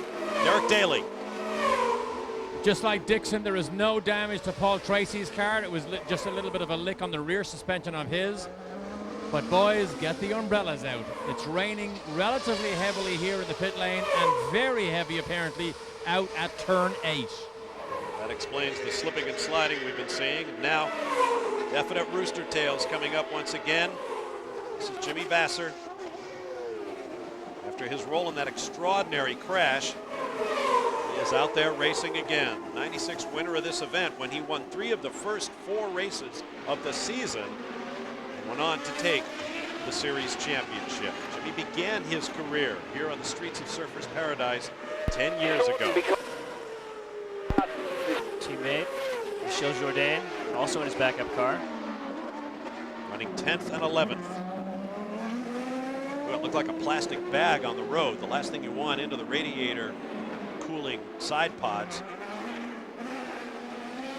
Bit of a moving target out there. With, you know, up here in the booth, it looks like the rain's starting to come down harder and harder. Now the guys have been running a couple laps, starting to get in a little bit of groove. Now they're gonna have to be heads up. They're starting to feel more water coming down on their shields. Also, they've got to be heads up, not getting it quite as deep, and end up sliding off the racetrack. Very heavy rain outside our windows now. The pit lane under heavy rain. Fittipaldi. Oh. Carpentier with Michael behind, 3rd in line. It's a tough race going on right now. All this rain, changing conditions. 8 laps up complete. at the start. Calvin Fish. Well, good news for Christian Fittipaldi. He has reported that the misfire appears to have gone away, and there on the straightaway doesn't seem to be losing too much ground, so hopefully that Toyota engine is responding. He went through a bunch of dial settings, but there you see he can get past by one of the players. Carl, let's go down to Derek. Calvin, we're going to have a major problem here because Michael has reported now it is too hard for him to see. And as soon as Chris Neifeld begins to hear comments like that from these drivers, I think he's going to be forced to red flag this thing again because of what we saw earlier. That was Patrick Carpentier going underneath Christian Fittipaldi. Now Michael Andretti tries to pull alongside his former Newman Haas teammate. Christian must be having some problems. Dropping back very fast. Either that or he's just wanting to stay out of harm's way. It's worth remembering, we can see them better than they can see what they're doing.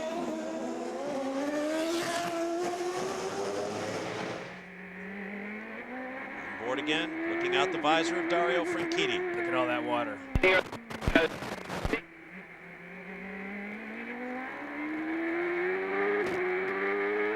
Up to speed and the airflow helps his visor clear, but not as clear as you would expect. What an exercise. A lot of spray now coming up from the cars in front of you.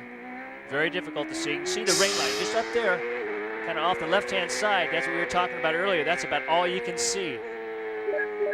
Full course caution for heavy rain with 9 laps complete, working the 10th of 50 in our revamped schedule. Very heavy rain on the backside now. Look at how it's coming down back there. Because this is lap 10, the pits are open, as is the first pit window. I would wonder why you'd pit now, though, if they stop this race.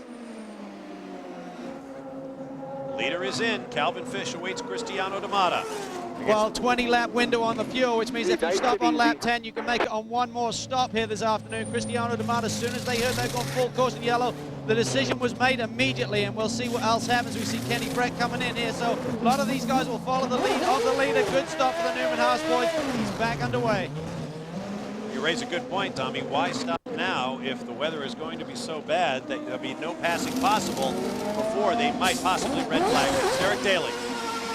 A perfect pit stop for Paul Tracy. In, stop, no gestures from the cockpit. However, I'm standing about 10 feet from Michael Andretti's pit. I'll be curious as to how he gestures from the cockpit as he comes in. He's on his way right now. Scott Dixon pulls away. This is rapidly becoming a boat race.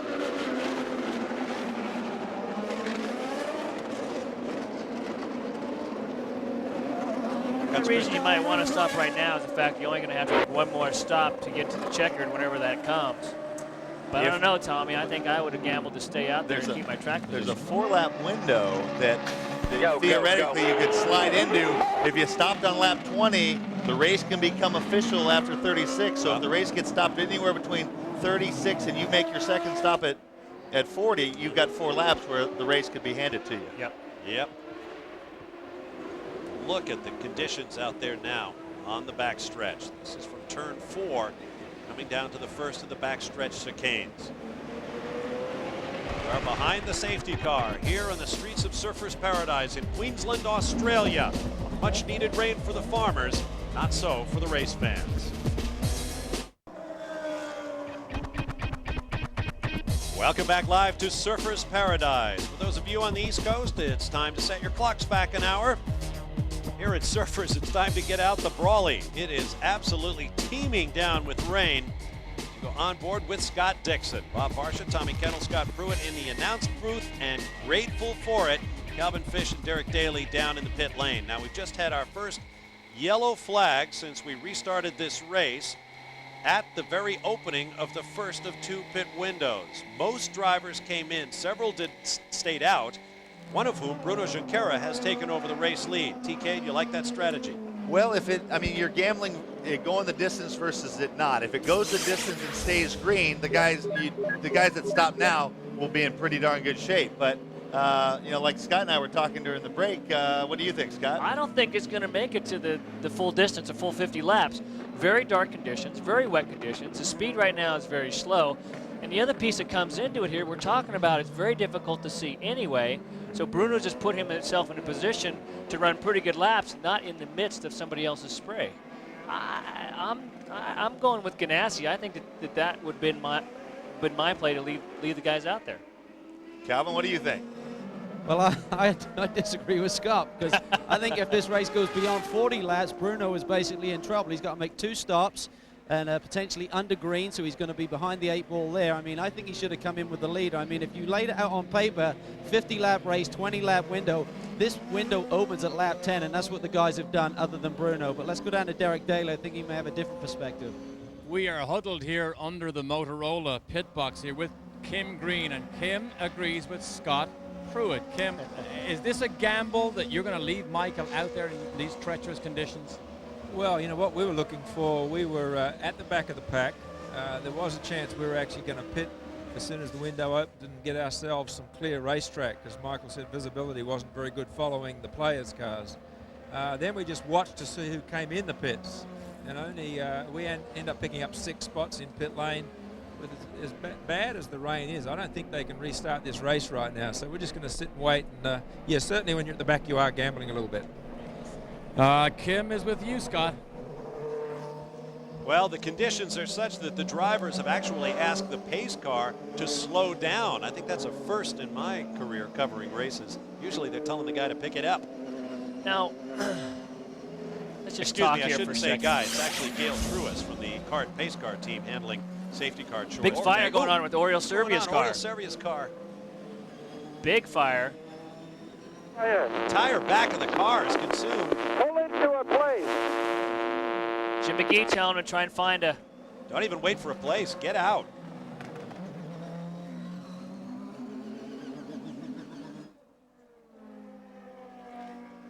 Calvin lot of Fish. fire at the back of that car. Calvin Fish is in Oriol Servia's pit. Well, we're down here with Jim McGee. He's on the radio. Jim, any data that you could look at and see on screen as to what the problem is with the car? No, he just said it started running rough all of a sudden, just about half a lap before that. Now, you'd been in and pitted, right? You had a full load of fuel, so it's not a fuel fire of any kind over there? No, I don't think it is. I think it's something in the fuel system, it feels like, because the engine started running rough. Okay, well, it looks like his day is done down there. Big smoky Toyota in the back, that Visteon car. A lot of smoke coming out of that car, and if it was now that was more like an oil fire. If it was a methanol fire, you wouldn't see it burning very much at all. And where it was coming out just didn't make a lot of sense. Wow, look at all that stuff dumping out from underneath there, trying to putting out the fire. Not sure that one is done. But we're talking about strategy for a minute. Okay, it's getting dark, it's late, it's wet. We're trying to get in at least a halfway, 36 laps. Is there a chance that we run tomorrow? Yeah, exactly. You're asking the wrong guy. It's a real interesting set of circumstances because they're running at a very slow pace right now. It's still raining very hard outside. These guys want to keep the cars slowed down. I would venture to say, if they have to, they'll circulate them behind the pace car until they get to lap 36. Yep. That's in which case Bruno wins the race because he'll stop at lap 20, and then he'll be at the back of the pack behind the pace car. And then on lap, 30, everybody else will come in, and then he'll lead until 36. They'll call it, boom. Well, of course, this is a street circuit, which means these are public streets that, by contract, have to be reopened for normal traffic. But guys, I mean, the whole thing is key on whether the race gets stopped between lap 36 and 40. Anything other than that, Bruno's in trouble. Exactly. Right. But That's if it's pouring from here till then, and they're faced with, do we scrap the whole race because we can't run tomorrow? I imagine they'd circulate behind the pace car, make it be like a formality, but to get the race in, so that there's that everybody doesn't come all the way down here and leave for a race, a non-complete race. I wonder, does Bruno understand that? Because he is still on the radio pleading with them to stop this race. Paul Tracy, meanwhile, all he has said is he cannot see a thing. So obviously, I know we can see what we think is bad out there, but apparently it is just diabolical conditions for those drivers in those cars. Network 10 here in Australia giving us a number of views of that fire in Oriol Servia's car. The fire appears to be out, as is Servia. There is no tomorrow in a street circuit race. We will finish the Honda Indy 300 today. Stay with us. Welcome back to Surfers Paradise Australia, where the Honda Indy 300 on the Kart FedEx Championship Series is under a yellow flag. Working lap 14, 36 is halfway, 50 would be the complete race. Right now, it's looking less and less likely. Let's bring you back to the beginning of the day when this massive accident sparked when horrible conditions caused Jimmy Vasser to run into the back of the slowing Adrian Fernandez. Several other cars involved. Mario Dominguez, the last car on the scene, pile driving into the cars, pitching Tora Takagi over the top of Adrian Fernandez's car and upside down on the track. Jimmy Vasser also got upside down after running over Michael Andretti. More than 10 cars involved in all. 2 drivers, Tora Takagi and Adrian Fernandez, went to the Gold Coast Hospital for what are thankfully precautionary x-rays. Takagi's pelvis and Adrian Fernandez's neck and lower back. So our Bridgestone race recap coming up shortly after 13 laps complete. Bruno Junqueira stayed out when most other drivers chose to pit under the yellow flag. He has the race lead. Tony Kanaan running 11th. Most of these cars did pit. Those who did not, Junqueira, Nakano, Vasser, Jourdain, Carpentier, and Andretti. Here's our Bridgestone race summary. Junqueira has taken over the lead from Cristiano D'Amata. The one and only lead change of the race. We've had 2 cautions. We actually began the race single file behind the safety car. Now let's get down to Bill Pappas, Bruno Junqueira's engineer, with Calvin Fish. Bill, a lot of conjecture here on the call you've made to keep Bruno out there. Are you really banking on this race being shortened? Yes, basically. I mean, they're saying that you got to go 36 laps. At our point, from our point, we have to make 1 stop. you know, the weather conditions continue to worsen. These guys will come in again by lap 30. You know, we're hoping it'll be raining by then, and we'll be back out in front. They'll call the race. Are you concerned, though? I mean, once we get to lap 20, Bruno has to pit. He's then going to be at the back of the pack. Very poor track position. A lot of spray out there. He's going to lose a lot of time to D'Amato. Yeah, that's the gamble we made, so we'll see how it pans out. Scott Pruitt agrees with you, so you got someone on your side. Ouch. Come on, Calvin. You also saw a stream of oil down there in turn 8. That was from Oriol Servia's car, which caught fire while running down the backstretch. Servia's out of the car. The car is behind the wall back at turn 8 for another very scary moment. Now here's Derek Daly in the pit lane.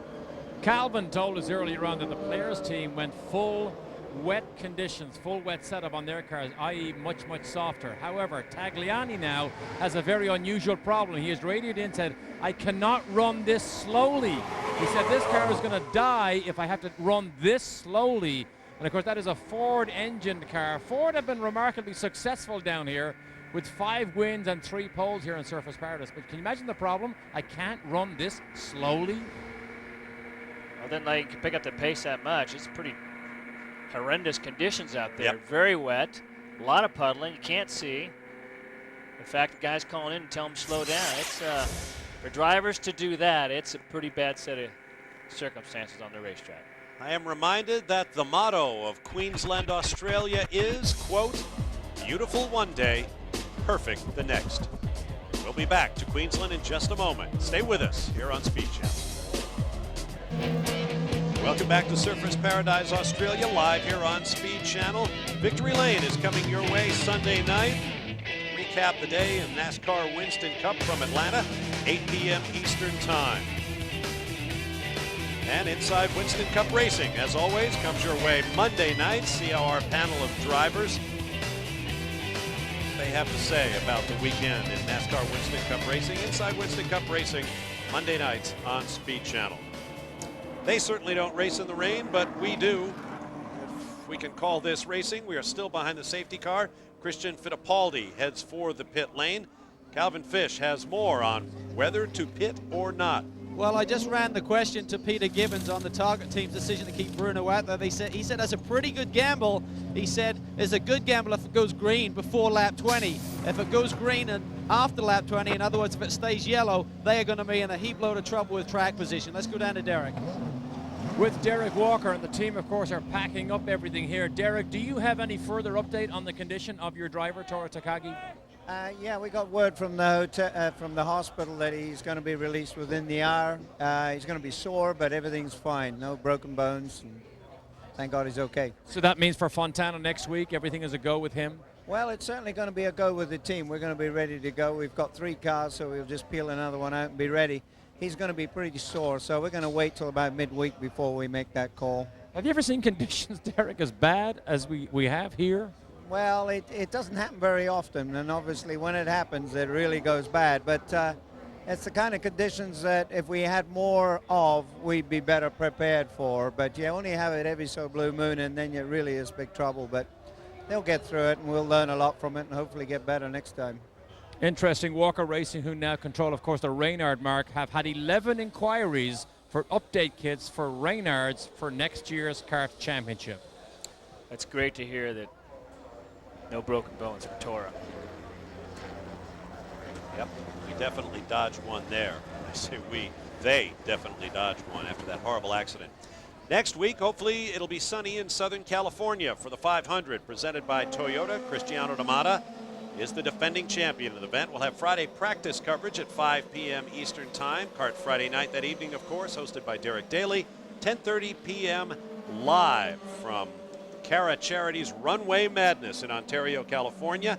Saturday qualifying, single car at California Speedway, 2:30 p.m. Eastern Time live. And our race coverage begins Sunday live at 3 p.m. Eastern. Hey, Bob, don't say it's going to be sunny in California. It's been sunny here until this morning. I like to live dangerously.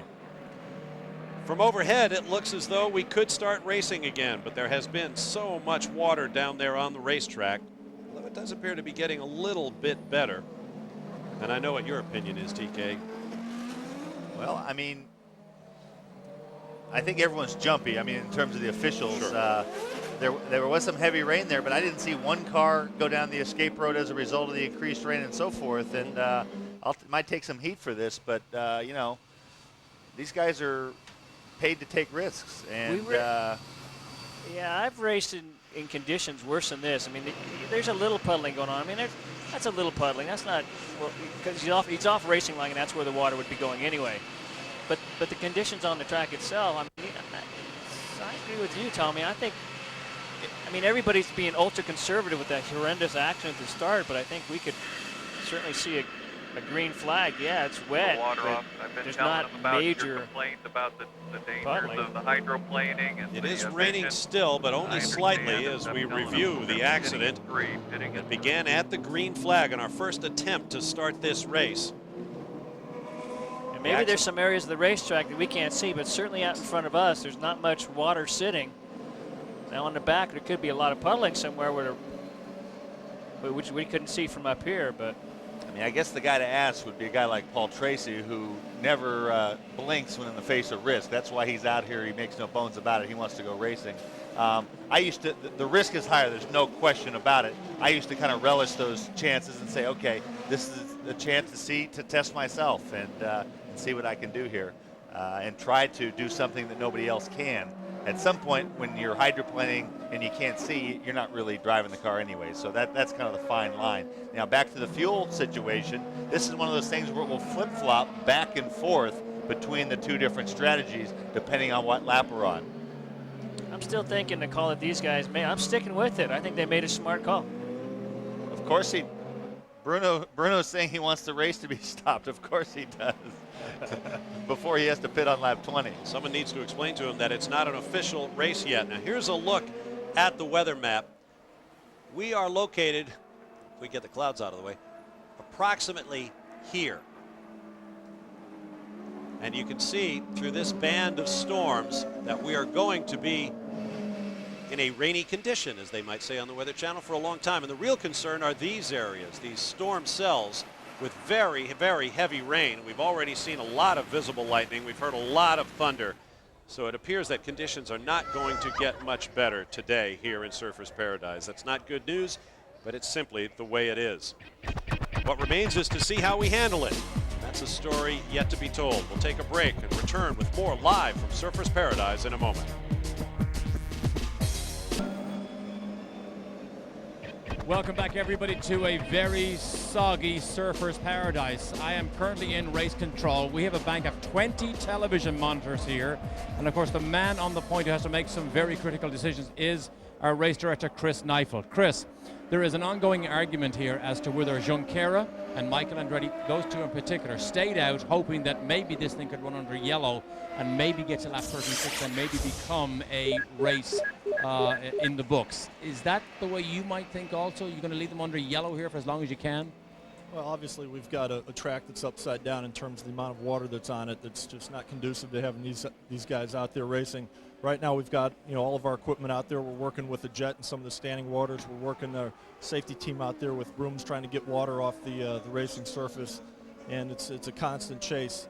In terms of the strategies that the guys are doing, I mean, I'm sure they can imagine every scenario that we can as well, and certainly there'll be guys that roll the dice. Right now we're still trying to get this race under our belt.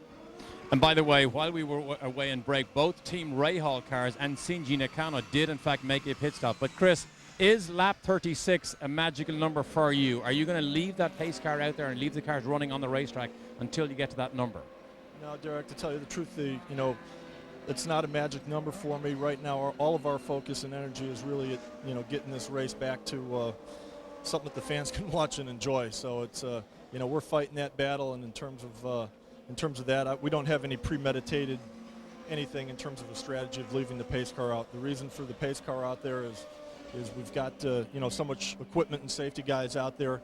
Obviously, when we go back to racing, I would envision doing something very much like we did on the start, where we lose the pace car, let the guys gradually build their speed up, get some separation in the field, then cut them loose. Great, thank you. Chris Neifeld, of course, there was some very difficult decisions potentially to make for the rest of the afternoon. Calvin? Well, Derek, Team Target strategy is now playing out one step further. They're completed 17 laps, starting lap 18 coming by the start-finish line. This time they're going to bring Bruno in, which means if the race does get stopped at lap 36, they would not need another stop. So this is what they're working on, and they're really rolling the dice, I think, but it could work out for them. But you know what happened? Even they are not the first ones to think that strategy. You had a bunch of guys pit last time by. You had Vassar, you had Jourdain, Nakano, I believe Michael. And so now Bruno's going to come in and out. He's going to come out behind all those guys. He can't win for losing now. Now that was a bad call. He should have fallen that one out the full distance. He should have been in the same lap as those guys. So this one puts him in behind him. They kind of snookered him on that one. So once they come by the line again, we'll see who is the furthest ahead of the guys who stopped last time by, who got out of the pits first. Calvin? Well, here they come down, and these guys are in the pit stop challenge at Fontana next week. They're an excellent crew on Bruno's team here. They're going to go to work. Need to just be nice and calm. They don't need a dynamite stop here because the field is streaming by on the track right now. Before Bridgestone Westfield is in, of course, and he's underway, but I think they may have made a bad call here. Like you said, they should have been in on lap 16, a couple of laps earlier, and then it may have worked out a bit better for them. Guess who was the first out of the pits on lap 16? Michael Andretti. So if that strategy that Bruno was banking on comes to pass and the race gets stopped at half distance, Michael would be the winner, the way I figure it. What a remarkable bookend to his victory earlier this year in Long Beach, California. Still under caution here in Surfers Paradise. We'll be back in a moment. Stay with us.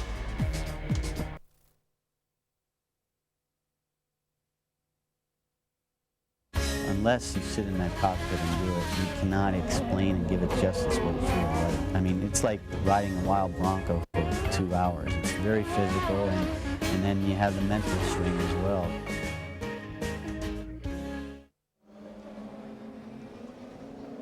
Well, it's hard to imagine what it was like in the cockpit for Michael when this happened.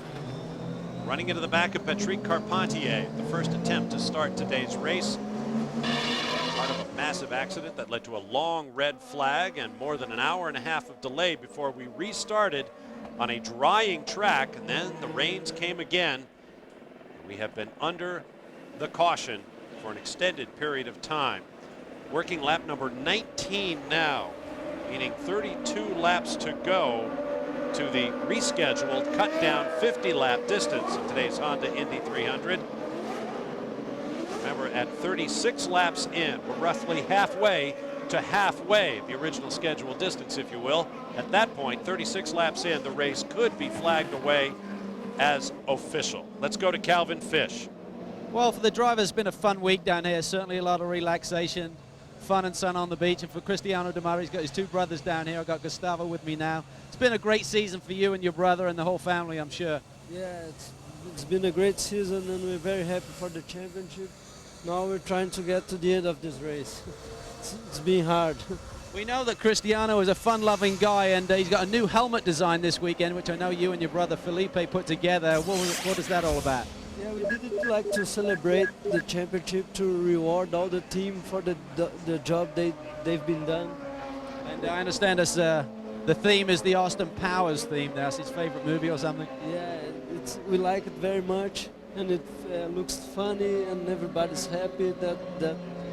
That's what it's all about. You know? Tommy Kendall has a question for you. Let's listen in here. TK, go. He knows me as TK. Tell him TK wants to know. He heard that they were going to come back next year and root for Bruno. Is that true? And if so, does that mean that Cristiano's not going to be here? Well, TK is saying that you said the other night you're going to come back and root for Bruno next year at this race. Everyone wants to come down under for this event. Does that mean that your brother is maybe doing something different? Yeah, if he changes, if he's not going to be here next year, I'm sure going to be here cheering for Bruno. Okay, mate. Well, thanks a lot. Glad to see you down having some fun. Figure we try to trip up a guy who's not used to facing the questions. We all know what you were doing. Well, no DNA test needed there. Those guys are definitely brothers. He sounds just like Cristiano. Now let's get more on Michael Andretti's situation. Derek Daly. There's actually a discussion going on. Listen. Wants to do like we did for the start. Listen in. The pace car and so on. How he feels. So they're giving Michael a decision here as to how they will run this. Remember Chris Neifel said earlier they're going to try and do the same thing they did at the start, take the pace car away and let them run for 3 laps under yellow. They're now actually asking Michael that question. Hang on. The conditions are too bad right now. Control on 2. You can obviously hear that. If I can just have a word here with Kim. Kim, as these pit strategies now are beginning to play out as you break a smile on your face, are you still going with your decision? You still think you've made the right decision here? Well, I think so. I mean, you know, we've moved from 16th to 10th with our race strategy, and as the race goes on, it may play into our favour a bit more. The guys that all pitted early obviously have to pit in another 20 laps after they pitted. So we've moved our pit window. We've managed to gain some good spots. Michael says really the track is just atrocious out there right now, and you can't restart the race. It's not safe to restart. So we'll just have to see how this keeps playing out. But so far, the Motorola team here are fairly confident with the decisions they have made so far may play into Michael's hand. We expect Patrick Carpentier in the pits. He's the only car who has not pitted, and there he goes. Just Coming come in on on lap. in, nice and easy, right under Dave's hand. I want you right on the marks. This is lap 20, so this is the farthest they can go. Get there, coming nice and straight. Earlier, Calvin Fish mentioned the Craftsman Pit Crew Challenge, which will take place next Friday at California Speedway with $50,000 at stake. 5 crews involved. I want you to get ready now and watch Dave. Teammate of Patrick Carpentier, Alex Tagliani's crew, Bruno Junqueras, Jimmy Vassars, Christian Fittipaldi, and Cristiano D'Amatas. Just go ahead, catch up. Head-to-head competition. I believe Rahaal's team's leading the Craftsman Pit Crew Challenge. Jimmy Vassar's crew are the defending champions. Derek Daly. With Neil Mickelwright, team manager here for the players team, we're obviously all watching what people are doing on pit lane. You've taken a different strategy. You've now just brought Carpentier in. Are you doing the right thing here, Neil? Is it just a big risk and a big gamble no matter what you do? I think no matter what we do, it's a big risk and a big gamble. So consequently, we're going in both directions, trying to cover our bases. You went considerably softer on these cars for the wet conditions. Obviously, it stayed wet. So has that given you maybe a leg up over some of the other guys? I think that potential exists, and you know, both drivers are pretty happy with their cars. The trouble is that even though the cars are pretty good, they can't see where they're going once they get up to speed as a result of all the spray. But so far, I mean, things are working out reasonably well.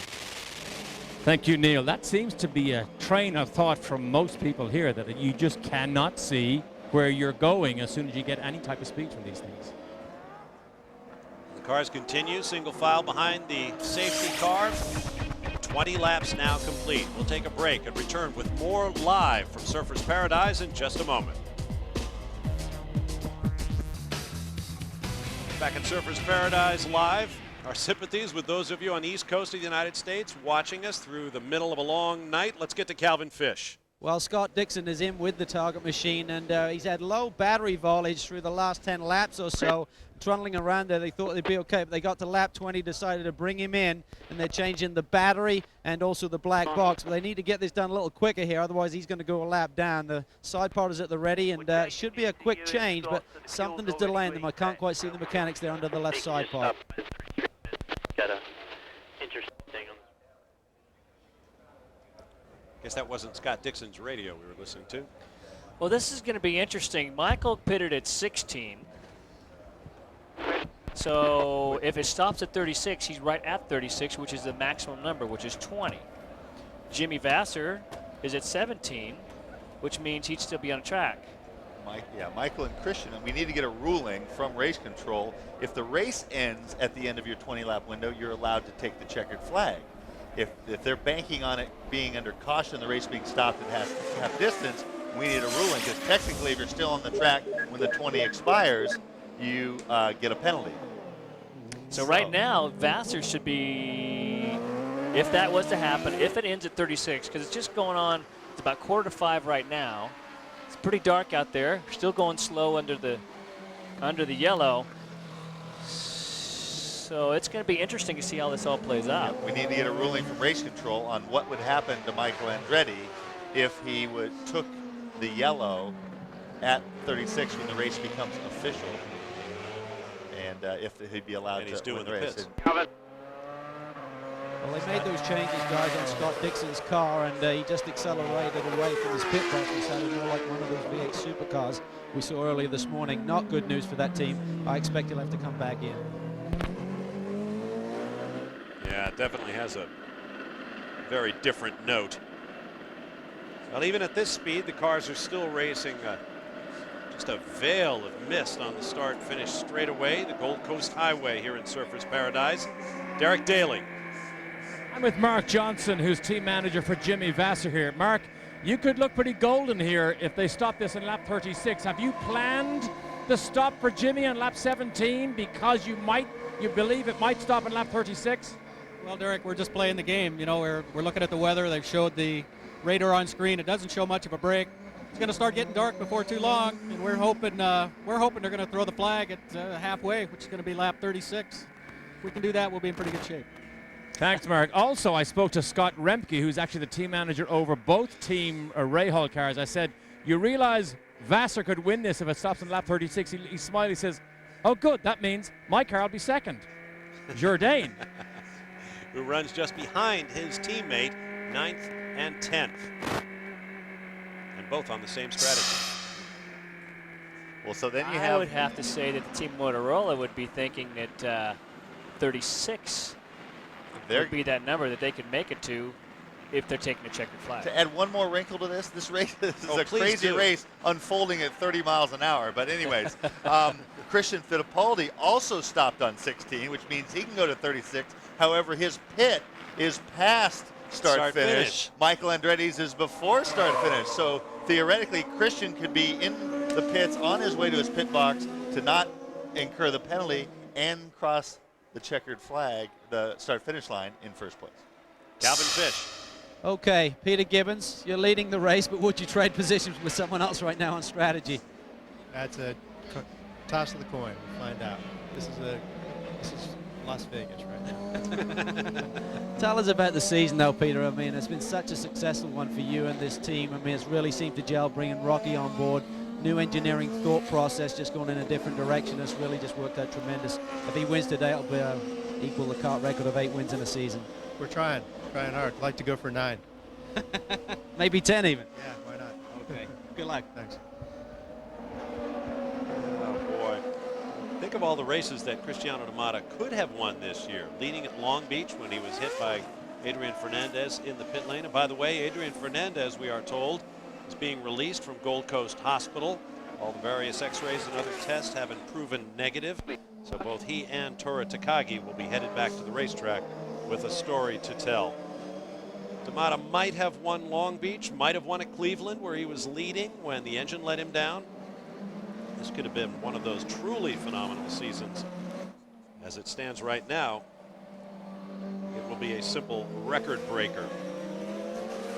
Rain falling lightly now, but the radar indicates there's more on the way. We'll take a break and return to Australia. This season has truly been all about Cristiano Damata and the Kart FedEx Championship Series trail. He grabbed the point standings virtually from the beginning of the season and has never let up, winning on virtually every type of course we race on. He will be the defending champion next week when we move to the Super Speedway, California Speedway in Fontana. Here's what Calvin Fish has been talking about all day regarding the record books. Damata with 7 victories thus far this year, 3 races left, including this weekend's, to match the record shared by Michael Andretti and Al Unser Jr. with 8 victories in a season. And then he can set about breaking that record next week at Fontana, and a few weeks after that in the season finale in what should be an absolutely spectacular event at the Hermanos Rodriguez circuit in Mexico City in front of hundreds of thousands of fans to wrap up the season.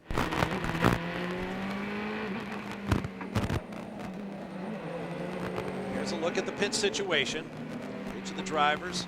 There's that number we're talking about. Michael Andretti on 16 and Christian, meaning they can go to 36. We're trying to get clarification whether if it's the end of the race they can.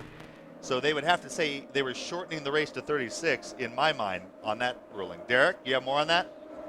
Tommy, there's an interesting situation here in Jimmy Vasser's pit. Mark Johnson is here, and they have had a very heated discussion with one of the kart officials. Mark, tell me what your concerns are with kart going back to racing here. Well, Derek, right now, Jimmy's saying the visibility is worse than it was at the start of the race. You're standing outside, you can see the rain starting to pick up again. I just don't want to see kart put anybody in another dangerous situation just to get the race back underway. They're talking about trying to do it like they did at the beginning of the race and inch it back up. And we're just concerned about safety. Like I said, we've been upside down once today. We don't need to be there again. And that's it. We've played our strategy. Everybody's playing their strategy. I'm sure kart will do the right thing in the end, but all I can do is argue my point. Okay, Tommy, I mean, there's so much going on here. Is the point because if they stay under yellow, everybody has to pit, and then Vasser is left at the top of the list? Well, there's two different things. One is, I mean, trying to get the race back to green, which is what Chris had said was they were going to try to do anyways. All the talk we've been talking about is the assumption that they don't go back to green, and what happens if they stop it on 36 versus 37 or 40. And so, depending on which lap it stops, once it's past 36, literally, when they stop the race determines who wins the race. If they go back to green, all that kind of goes out the window to a large. It doesn't go out the window, but it's not first and foremost. They go back to green. It's who can keep it on the racetrack and out of the walls and escape roads. Scott Dixon back in. Calvin Fish. Well, this is a tough break for this team. They just went a lap down. They had to change all of the spark plugs and coil packs on that car. So Dixon's a lap down. He's really effectively out of the running today. A tough break for the huge crowd favorite here. His passport says New Zealand, but he was born in Brisbane, Australia. Just about 70 miles up the coast from here. Tommy, as you and I were talking, the other question comes into it. If Michael, which Michael and both Fittipaldi, Christian Fittipaldi pitted on 16, that takes him to 36. That's 20, which is that window where they have to pit by. Does that mean that on 20, during a race, on 20, you have to pit? Right, that's what we were saying. What is the ruling on that? We That's still haven't gotten that ruling. You know, in my way of thinking, if they say, okay, in advance, we're stopping this race at lap 36, in my mind, Michael doesn't get penalized because the race is ending at the end of his 20 laps, just like in a normal course if you had stopped on lap 50 and went to lap 70. But because the rule book says if you're past 36 and the race is stopped for any reason, then it becomes official. But if they come across the line, they're still motoring around, and they say you cross the yellow, and Michael's not in the pits, in my way of thinking, he incurs that penalty immediately then. Right. And so we need a clarification on that. How they can decide when to finish the race. Exactly. 36, 37, 38. I mean, right now they're just cruising around under the yellow. Critical decision. Normally we'd be able to talk to kart's senior manager of competition, Gary Barnard, but on these offshore races we don't have that capability. We apologize for that. We'll try to find out what the ruling might be. In a moment, we'll be back with more from Surfers. A year ago at the 500 presented by Toyota, Cristiano Damata held Max Pappas at bay by 7 thousandths of a second when the yellow came out with 4 laps to go. And with it, Damata locked up a victory, his second in a row, following on from here in Australia, and with it, a check for $1 million. Next week, we'll be back at California Speedway for the 500 presented by Toyota. Friday practice at 5 p.m. Eastern Time. Kart Friday night at 10:30 Eastern. Saturday single car qualifying at 2:30 p.m. And the race coverage beginning Sunday afternoon at 3 p.m. Eastern. All live here on Speed Channel. The skies continue to darken, although it may be as much getting late in the day as it is the thick clouds overhead. The rain not very strong right now as Paul Tracy comes in to pit on lap number 26. We need to get all the viewers up to speed here, what we're talking about, 20, 30, 36, 37. As with the rule with kart, it says the longest interval before you have to make a mandatory pit stop is 20 laps. Now, if you look at where these guys have pitted, and that's what we're talking about, 36, Michael's last pit stop was at 16. 16 and 20 is 36. Jimmy Vasser's was 17, which is 37. So we're trying to determine is that magic 20 lap when he need to be in the pits, or can he take the checkered flag on the track? And the big question is, when will the race end? Scott Dixon walks away after a long struggle to keep the car running. Calvin Fish. Scott, your day is over, mate. I know you've got to be disappointed in front of your home fans. Yeah, it's just disappointing. You know, the car seemed to be all right. You know, Tracy was a bit of a pain when he did the U-turn there too, and you know, the front end of ours was pretty bent already. So I don't know what happened. The engine had some miss, and you know, we'll just have to see what happens. How are the conditions? A lot of conjecture about whether we should go back racing right now. I don't know. It's not too bad. You know, it's just it's wet. You know, it's definitely not as good as what it was when it started, but. You know, I don't know what they're going to do. I think it's very similar to when we first started. Okay, Scott, sorry to see you. Very disappointed. He is absolutely overdue this season, guys, for a win. No question about that. Dixon has been the fastest car in the race on a couple of occasions this year. It hasn't fallen his way yet. Getting back to Scott's point, the question is, when will this race end? Everyone is assuming that will end at the first opportunity once the race becomes official on lap 36. That is not necessarily the case, and therein, I suppose, lies the problem for CART, because when they decide to end this race, pretty much determines who wins it. Yep, that's exactly right. And now they're the first we've heard from someone who was actually in one of the cars, Scott Dixon, who's about as nonchalant as they come, said, it's not that bad. It's about like it was when it started. So, well, we saw what happened when it started, though. So you could argue that both ways. I mean, this is just like watching a slow motion train wreck. So we'll just have to wait and see how it unfolds. We're just trying to play the strategy game right now and trying to second guess CART and when they're going to potentially end this race, and how that ruling, because one ruling puts Michael winning the race if they stop it at 36, but does he have to be, just like with the graphic we saw, must pit by 36. Yeah, and if you his stop pit it is at before. 37, Vassar wins because he got in before Bruno. Bruno stopped on 18, so it's... You stop it on 38 and Bruno I wins think the what race. you saw when Paul Tracy stopped there, that was a move aimed at thinking this is probably going to go back to green at some point. He stopped on lap 26. It extended his window all the way back out. D'Amata, Brack, Kanan, Franchitti are first through fourth. They have another 3 laps before they need to be in. If they're going to come in, they're going to be behind Paul Tracy.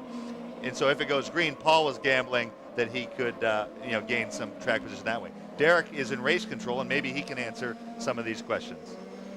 The difficulty, Tommy, right now is, as you can see, there is a serious meeting going on with the CART officials. They are discussing the exact situation that we are discussing.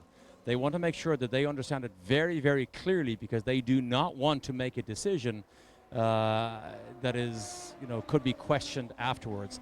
They will talk to me, but they told me not yet. You can see Gary Barnhart, Chris Neifel, Wally Dallenbach, Lee Dykes was in there, John Lopes is in there. They said they will talk to me, but they need to make some own internal decisions first. And we'll just obviously give them that time in that room. Gary Barnhart on the left. John Lopes is just behind Gary. In the middle there is Lee Dykstra. With his back to us is Chris Neifel. On the right is Wally Dallenbach, Senior. Quite the pickle. Yeah. Well, they know these team owners all have fleets of lawyers, so. Well, no matter what happens, and it's no one's fault, but the fans here at Surfers Paradise really deserved better. Such a shame. This area has been absolutely starved for rain for months. I mean, literally months without rain. I've never seen the town so brown. The farmers were all suffering. Tourism is suffering. Now, today, the rains that everyone had prayed for so long have finally come. And this is what they've done to the biggest sporting event in this part of Australia all year long. Let's go to Calvin Bob, Fish. even though it's wet down here, these boys and these crews still have some work to do. The top 5 will have to pit at lap 30, and the race literally could be won or lost here in pit lane under yellow. Because if anyone has a lightning pit stop here, they're not going to be putting much gas in, but a good tire stop could get their driver the win this afternoon. No. You think not? Well, not for the guys pitting now. Well, unless they'll be just looking for track there position. is a scenario where they could have track position if CART says, you know what, we're going to just wait and see and maybe not make the decision on lap 36. If it goes past 40, all of a sudden these guys are the ones. So it literally, and so then you have a situation, well, do you put no gas in and do the mandatory requirement, which is 4 tires? If you put no gas in, banking on it stopping after 40. Well, what if it goes green again? Well, then you need gas. So, I mean, it's really everything. There are so many variables here. It's impossible to game this. You might get a couple laps of green, but it's still pretty dark, and it's still a bit of rain coming down out there. Coming around to complete lap 28. On lap 30, the top 5 cars will all be due in the pits. D'Amata, Brack, Kanaan, Franchitti, and Tagliani. We'll take another break. Be back with more. Rain starting to fall a little harder once again in Surfers. We are back live in Surfers Paradise, Australia, where the day continues to grow darker. The rain comes and goes with 29 laps almost complete of 50 scheduled, shortened from the original 70. 3 days of glorious sunshine. We have had on and off heavy downpours here on race day at the Honda Indy 300. Bob Varsha along with Tommy Kendall, Scott Pruitt, Calvin Fish, and Derek Daly. Glad to have you with us here in Australia. It's been a long day. The first attempt to start the race began with a massive crash that sent Tora Takagi and Adrian Fernandez to the hospital. Fortunately, neither man appears to be hurt, although both will be sore after huge impacts with other cars and the wall. Wall of spray. Cars ran into each other. After a long delay, we had a full restart. We are now 29 laps in, but behind the safety car.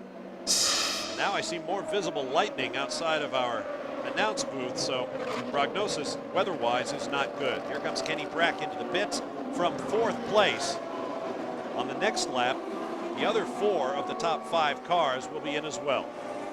Well, this is one of those track position things. If it goes to 36 and they call the race then he'll put him in front of D'Amata, Kanaan, and Franchitti. But behind Tracy. So I like this because if we can make it so a different guy wins, if it's stopped on different laps, then it's just like a lotto, and we can just all sit tight, and Chris Neifel can play God and decide to just stop the race on whatever lap gives the win to whoever his favorite guy is. No.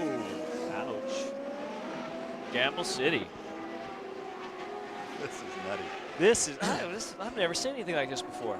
Look at the visibility there. Granted, the TV lens closes things up. But boy, oh boy, that mist just hanging in the air. We still have a very strong breeze blowing, but it doesn't seem to do much to move that mist off of the racetrack. Derek Daly.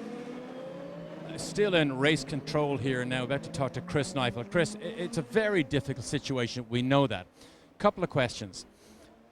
With the different strategies played out by all these different teams, they're looking to you to see what might happen when you may or may not stop this race. How do you make a decision on what lap you may or may not stop this race? Well, obviously, Derek, there's so many infinite number of variables that it is a very, very difficult situation. Obviously, we're in a deal here where 36 is the number that we have to get to in order for this event to be an official event. So that's a number that seems to be at the tip of everyone's tongue right now.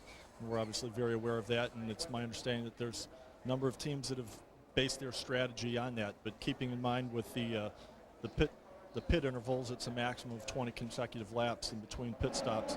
So guys are going to have to obey that rule as well. Chris, the pit stops are about to happen here, but with the conditions that they stay as they are, will you stop the race in lap 36 on safety reasons? Well, stay tuned. We'll find out. Michael Andretti, if it stops in lap 36, does he potentially win the race? Or if he crosses the finish line in lap 36, is that outside the allowable number of laps? Well, in the case of Michael's pit is before start-finish line, so he'll obviously, he'll have to stop if 36 is the number. If he stopped in lap 16, he'd have to stop in lap 36 or no later. So his pit stall is before the start-finish line, and then he'd have to make his, take his service and then exit the pits from there. And if it were to be ended at 36, he would be wherever he is in the queue.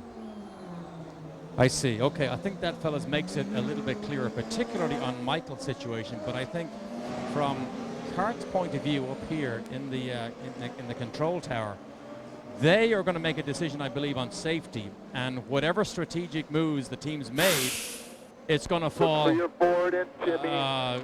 someone guessed right, some guessed, and some didn't. Square in the box, All right, on the box. Here come D'Amata, Kanaan, Franchitti, Calvin Fish. This is where these boys are going to earn their money. They need a perfectly clean stop. Tires only, fuel is disconnected, everything looks good for D'Amata. He gets it away, a little bit of wheel spin. The key will be, can Kanaan beat him out of the pits? Cristiano's underway. As is Dario Franchitti. Now the key issue, I think, in what... Oh, right there alongside players' cars. That was If Carpentier. If that's the case, Christian Fittipaldi's pit is on the other side. That's the key issue, where your pit is relative to start-finish. Let me throw one more scenario out. What's to stop Michael from coming down and renting Adrian Fernandez's pit right here that's just 2 past start-finish? I don't think that would quite work out. Why not? Come on. So that puts Christian Fittipaldi in a perfect position. Unless the pace car is going faster race. than the pit speed limit.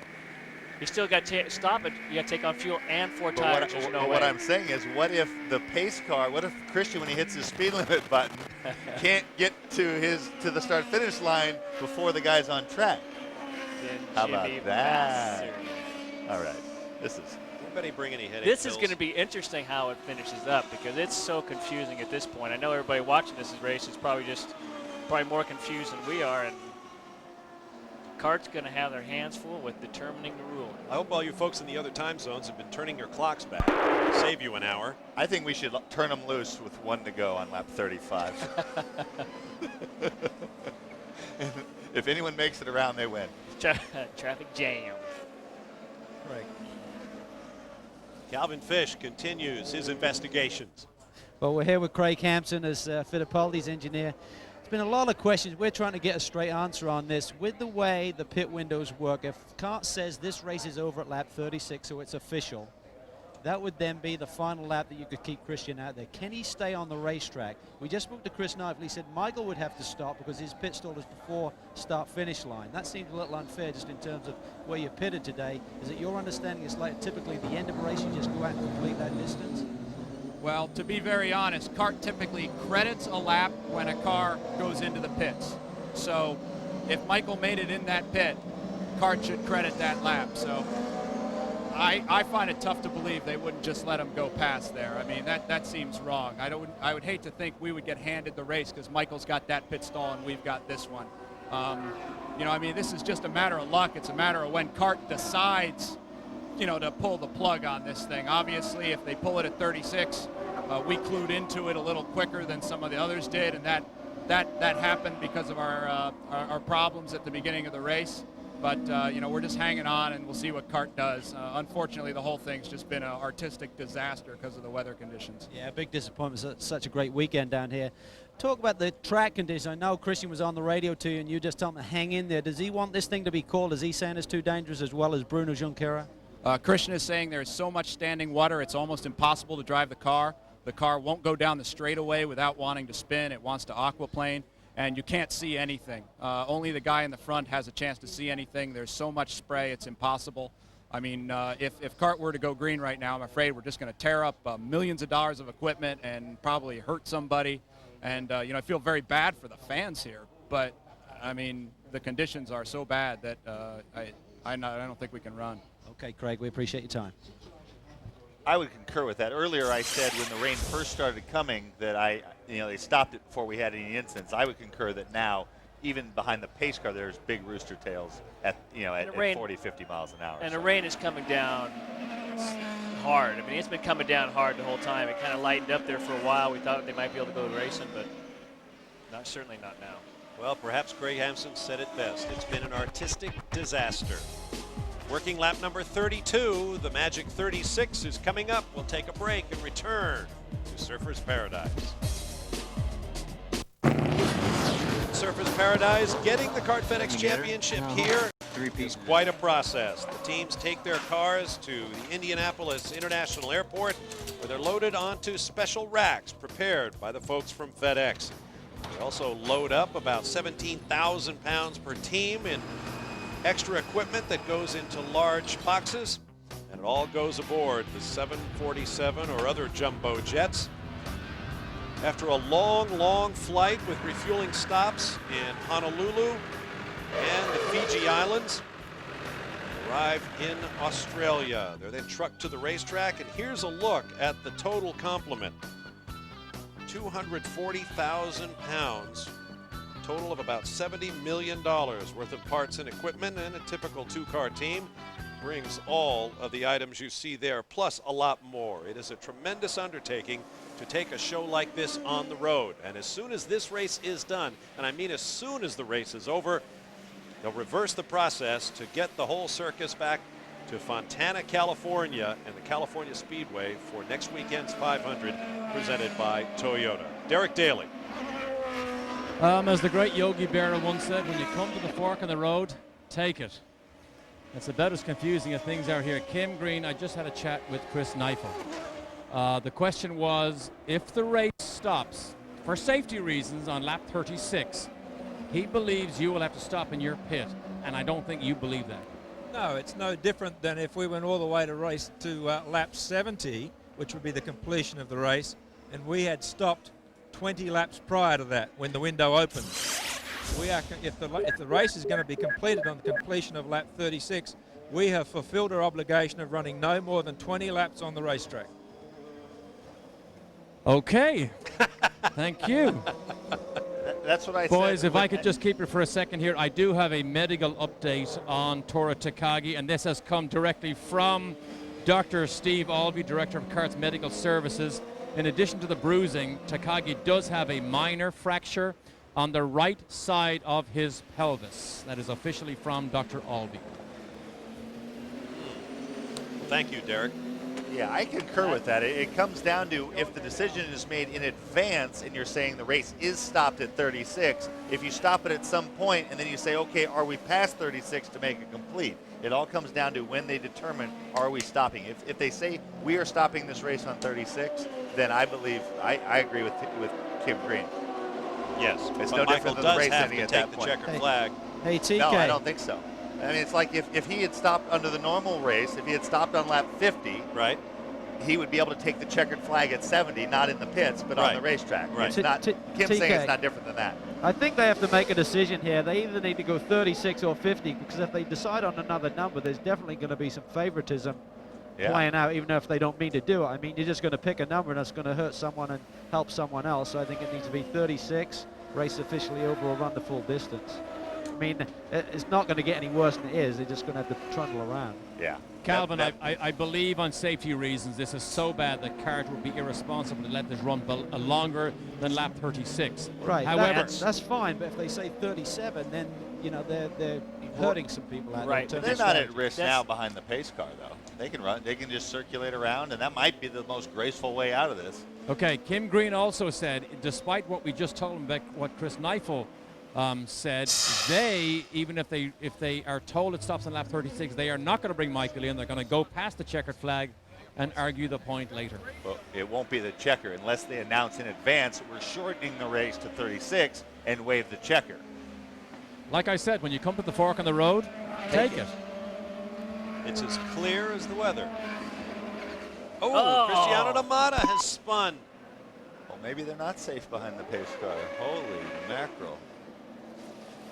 Wow. As the street lights have come on Now here this in changes. Surfers. This changes everything. If they decide to run at the full distance to 50, then Cristiano would have won. It looks like he stalled it. He stalled? Stalled it. And now, if they run at the full distance, that would put Tony Kanaan in the catbird seat. They won't go full with this hat. They won't go full distance. No way. This is. It appears that the series champion has lost the fire. Bearing the number 1 of series champion this weekend for the first time. Chris, did you hit anything when you spun? Did you hit anything?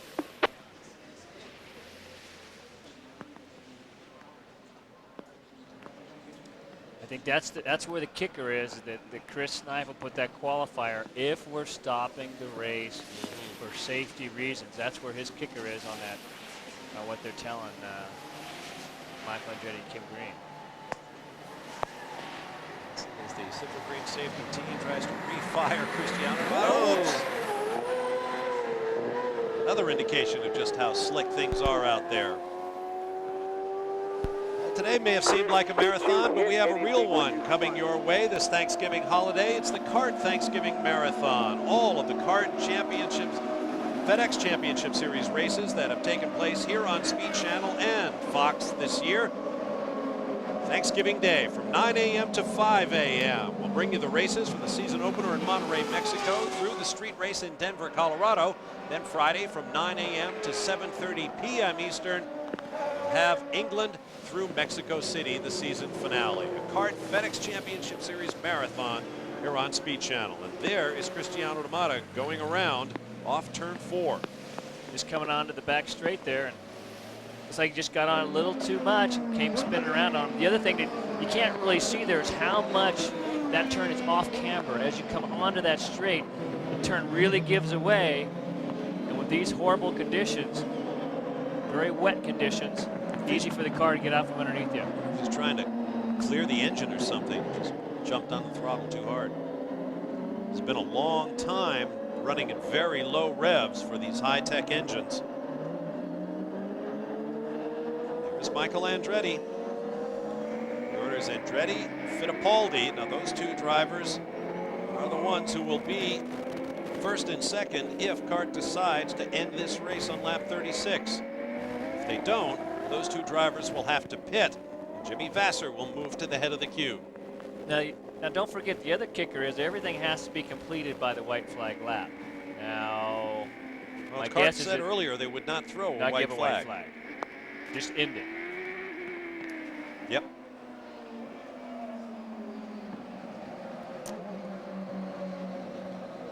Earlier I talked about the diabolical conditions of the first Formula One Australian Grand Prix at Adelaide, 1989. The race only lasted about 14 laps due to heavy downpour. But as distinctly as I remember that rainfall, I don't think it was worse than what we've seen here today in terms of turning the racetrack into just something pretty much unraceable. I apologize to the viewers and to the fans. This is certainly not what you want to see. Well, this is the first time this year we've had rain on race day. The weather's been just tremendous over the last few days here. Sunshine, just picture perfect conditions. What's going on? This race is just... That's our question exactly, Tony. Wait to hear, Mike. Mikey. Talk about anti-climax. Everybody's trying to find out. This is halfway, right? Not quite yet. No, this is if they call, it'll be after lap 30, the completion of 36 laps. So what should I do? Stay out?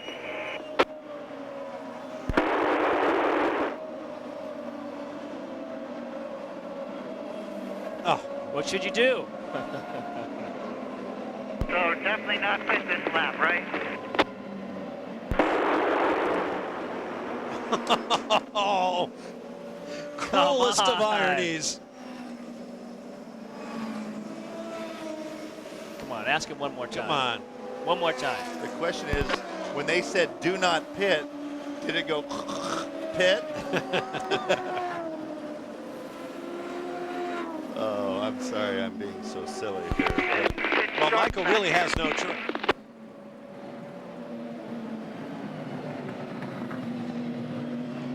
I was about to say he has no choice. Actually, he does have a choice.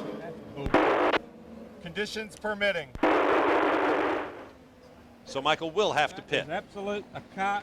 That is a fabricated finish. 41 laps. 41 laps, and what that means is it'll go to the guys that were in sequence, which until Damata spun was Damata. Now that means that Tony Kanaan will win. So Michael Andretti and Christian Fittipaldi will be in this time around. A lap later, Jimmy Vasser, Michel Jourdain, and Shinji Nakano. A lap after that, Bruno Junqueira. Then Mario Dominguez. Then Patrick Carpentier on the next lap. Then Paul Tracy. That's an interesting call.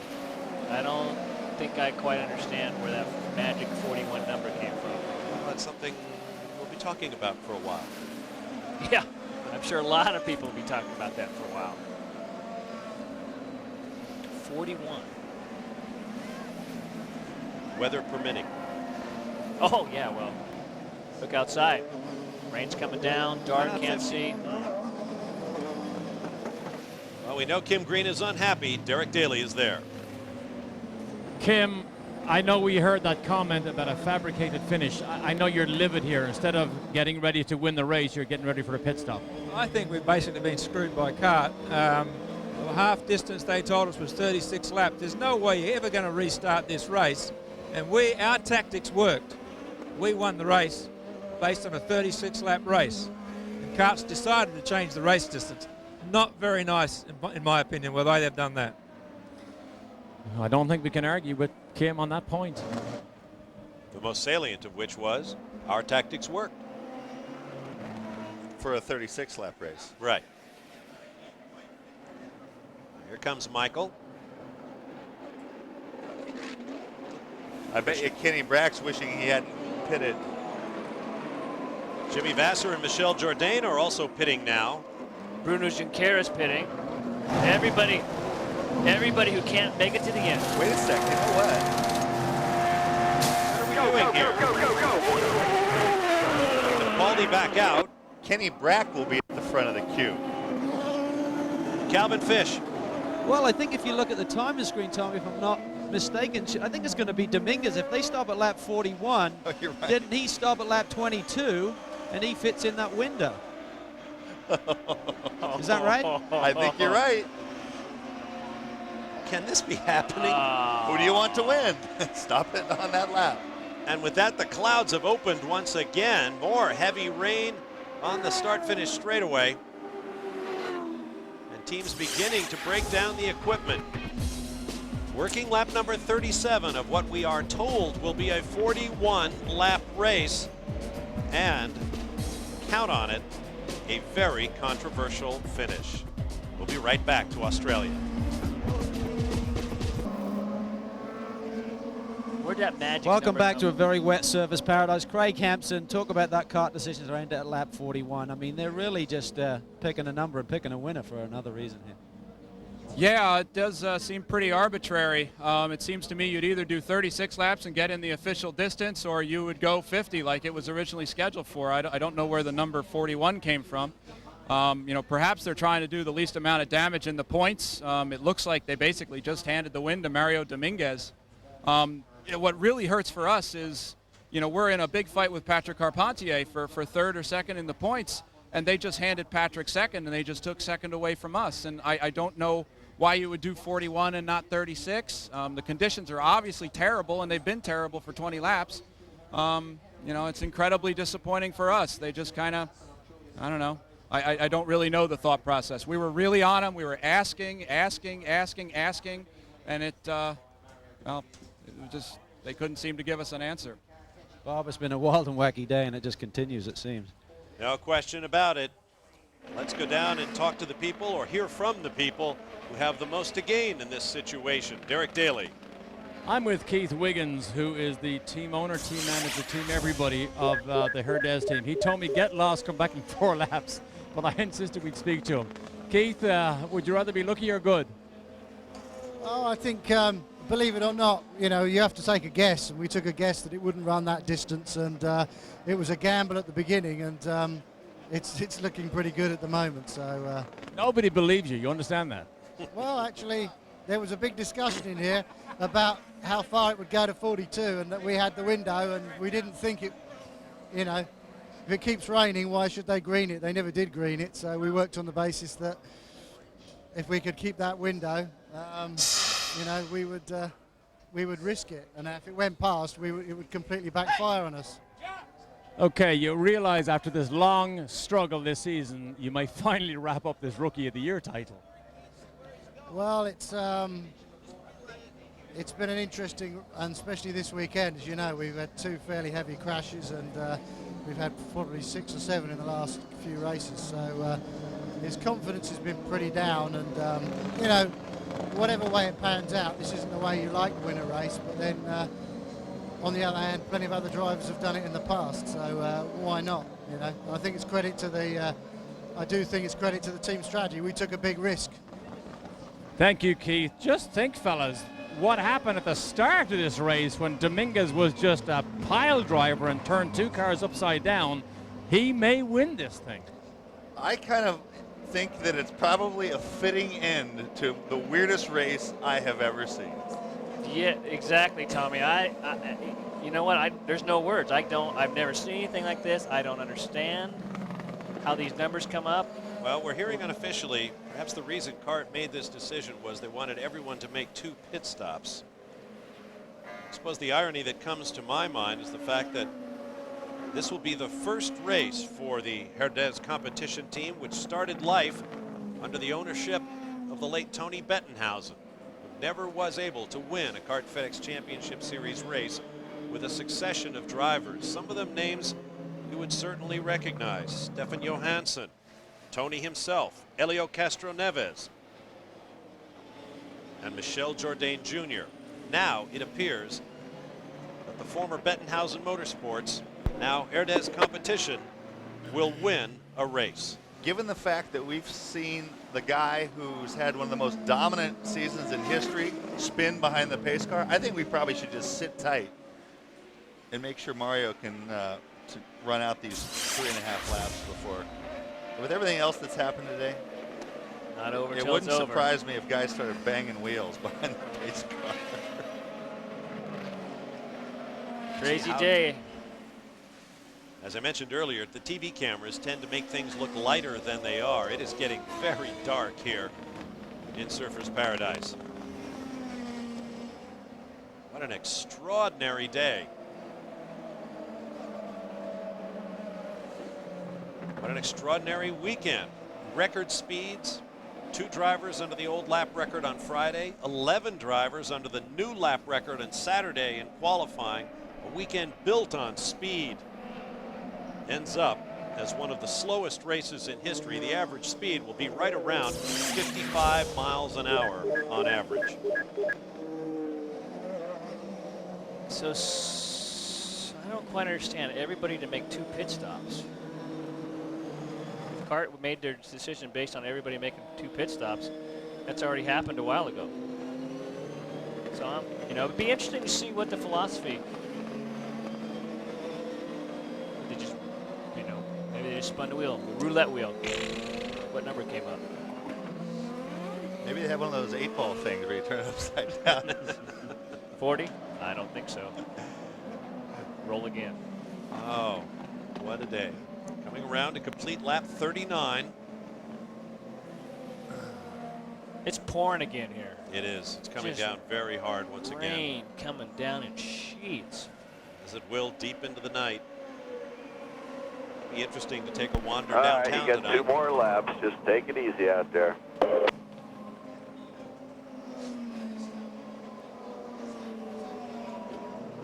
We've been telling them visibility is just nothing out there, but they, for some reason, want to continue to the end here, lap 41. At this point, with Dominguez in the lead, it would be the winner even if they did stop it now. Yeah, I think. I'm confused. Well, for the reason I guess is they're not going to let us win like this, but hard to see. Yeah, they're not running through the end of the chicanes. They're going straight in a lot of areas. Yeah. Fans might have as well left even the think fences. about throwing a checkered right now. For No safety's one left sake. to entertain at this point. Okay, you're going to get the red and checker next time by, so just keep your nose clean out there. Maybe the most astonishing fact is that that car driven by Mario Dominguez is the one that hit that pile of spun race cars like a pile driver at the beginning of the race, frightening the daylights out of everyone. Not that it was Mario's fault, it's just the way it worked out. Horrifying accident. The team was able to repair the car, get their man out there, roll the dice on pit strategy. They will be rewarded with their first CART FedEx Championship Series victory. And it appears CART will in fact cut their 41 lap race distance short by 1. We will get the red and the checker at the end of lap 40. Look at all at that those water. conditions. Yep. That's just horrendous. No point in going on. This camera angle makes it look much better than it actually is. The low angle down at street side gives you a good idea of what it's actually like out there. Well, Tommy, I thought of a number of different things the way outcome of this race might turn out before the race, but I never expected anything like this. What kind of analyst are you? Yeah, exactly. Just look up and down the pits. I think you'd find the same thing.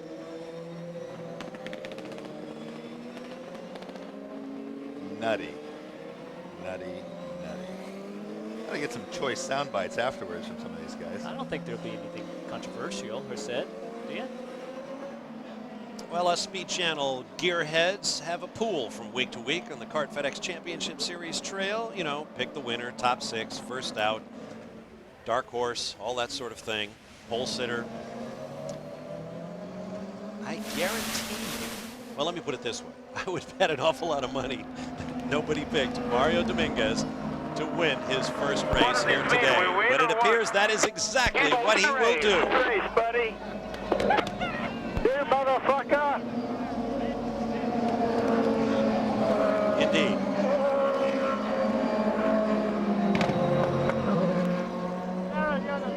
High fives among the crew. Of yellow. We'll wait for Mario Dominguez to make his way around, and we'll hear from him. Some of those choice sound bites, some of the other choice sound bites from this race. Stay with us.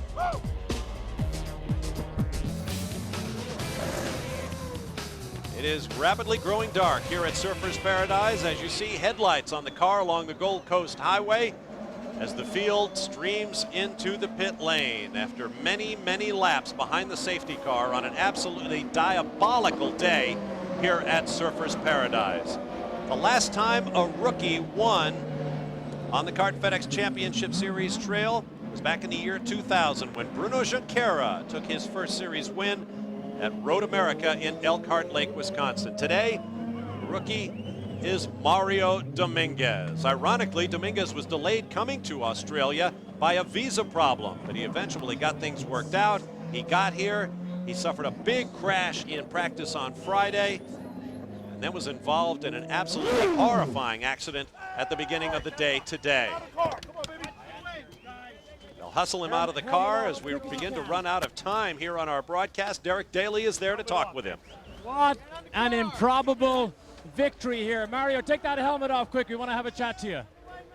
Can you believe this? The first win for this Bettenhausen Motorsports team.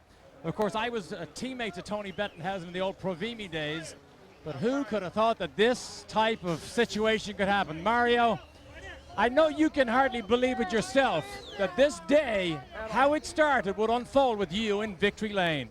I can't believe it. Honestly, all the bad luck we've had this year, now Herdes Competition did the job, put the car back together after the accident on the first lap. Thanks, Paul. And I can't believe the whole Herdes team put it together. We're here, it's all lady luck, but what can I tell you? Win is a win, some points are some good points. Mario, did you know as this race unfolded that it may come and fall into your lap?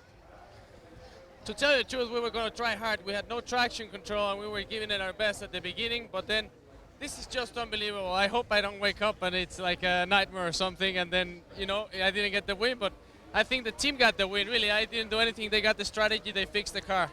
Well, Mario, let's talk about the first chapter of today, that huge crash where you were the pile driver. I mean, you couldn't in your wildest dreams write a script as wild as that to come back and do what you did. Oh, it was terrible, terrible crash. I hope everybody, and apparently everybody's okay. Not seriously hurt because we couldn't see anything, and all of a sudden there was a pile of cars stopped there. And like I said, you know, after the crash, the whole Herdes Competition team fixed the car. My goodness, I just want to thank, you know, Herdes, Corona, Del Valle, Quaker State, and of course Televisa for this wonderful support. And I dedicate this win to them and to the whole team, to the whole group of guys. Mate! He pitted 4 different times. Can you imagine the celebration in Mexico City coming up in just a couple of weeks? Just another quick word I want to say. Although Darrell Fox is the crew chief here, Bobby Hatch is also a mechanic on this team, and Bobby Hatch was personal mechanic for Tony Bettenhausen way, way long time ago, so personal satisfaction for him. No question about it. An absolutely astonishing day here at Surfers Paradise. Victory for Mario Dominguez and Herdes Competition. What do you say, lips, huh? Let's take a look at the final results. Dominguez, despite those 4 pit stops in a crippled race car, comes through to take the win. Patrick Carpentier second, Paul Tracy third, Kenny Breck is fourth, and the rest of the top 10, as you see. Bruno Junqueira firms up his grip on second place in the championship. Dario Franchitti is third, Patrick Carpentier fourth, and Christian Fittipaldi fifth. Fittipaldi finishing 11th today. Jimmy Vasser, the 12th and final finisher in the points. This has been absolutely extraordinary. Here's a look at our television broadcast schedule for next weekend's race on the big super speedway in Fontana, California. Friday practice, kart Friday night, Saturday single car qualifying, and then race day for the 500 presented by Toyota. Final thoughts, Tommy Kendall? I want to preface it by saying how fortunate we are that nobody got hurt, but what a disaster. I mean, what a disaster. And think about this right now. All the guys, it's raining like crazy. They got to get everything packed up and turned around for Fontana next week. That's right. They'll start loading them up now, and there's a lot of Australian rainwater going to be getting on the FedEx jets headed for the American West Coast. We will see you next weekend from California Speedway for the 500 presented by Toyota. Thanks for staying with us through a long, long day here in Australia and a long, long night back in the United States. For Tommy Kendall, Scott Pruitt, Calvin Fish, and Derek Daly, I'm Bob Barsha. So long from suddenly soggy Surfers Paradise, Australia.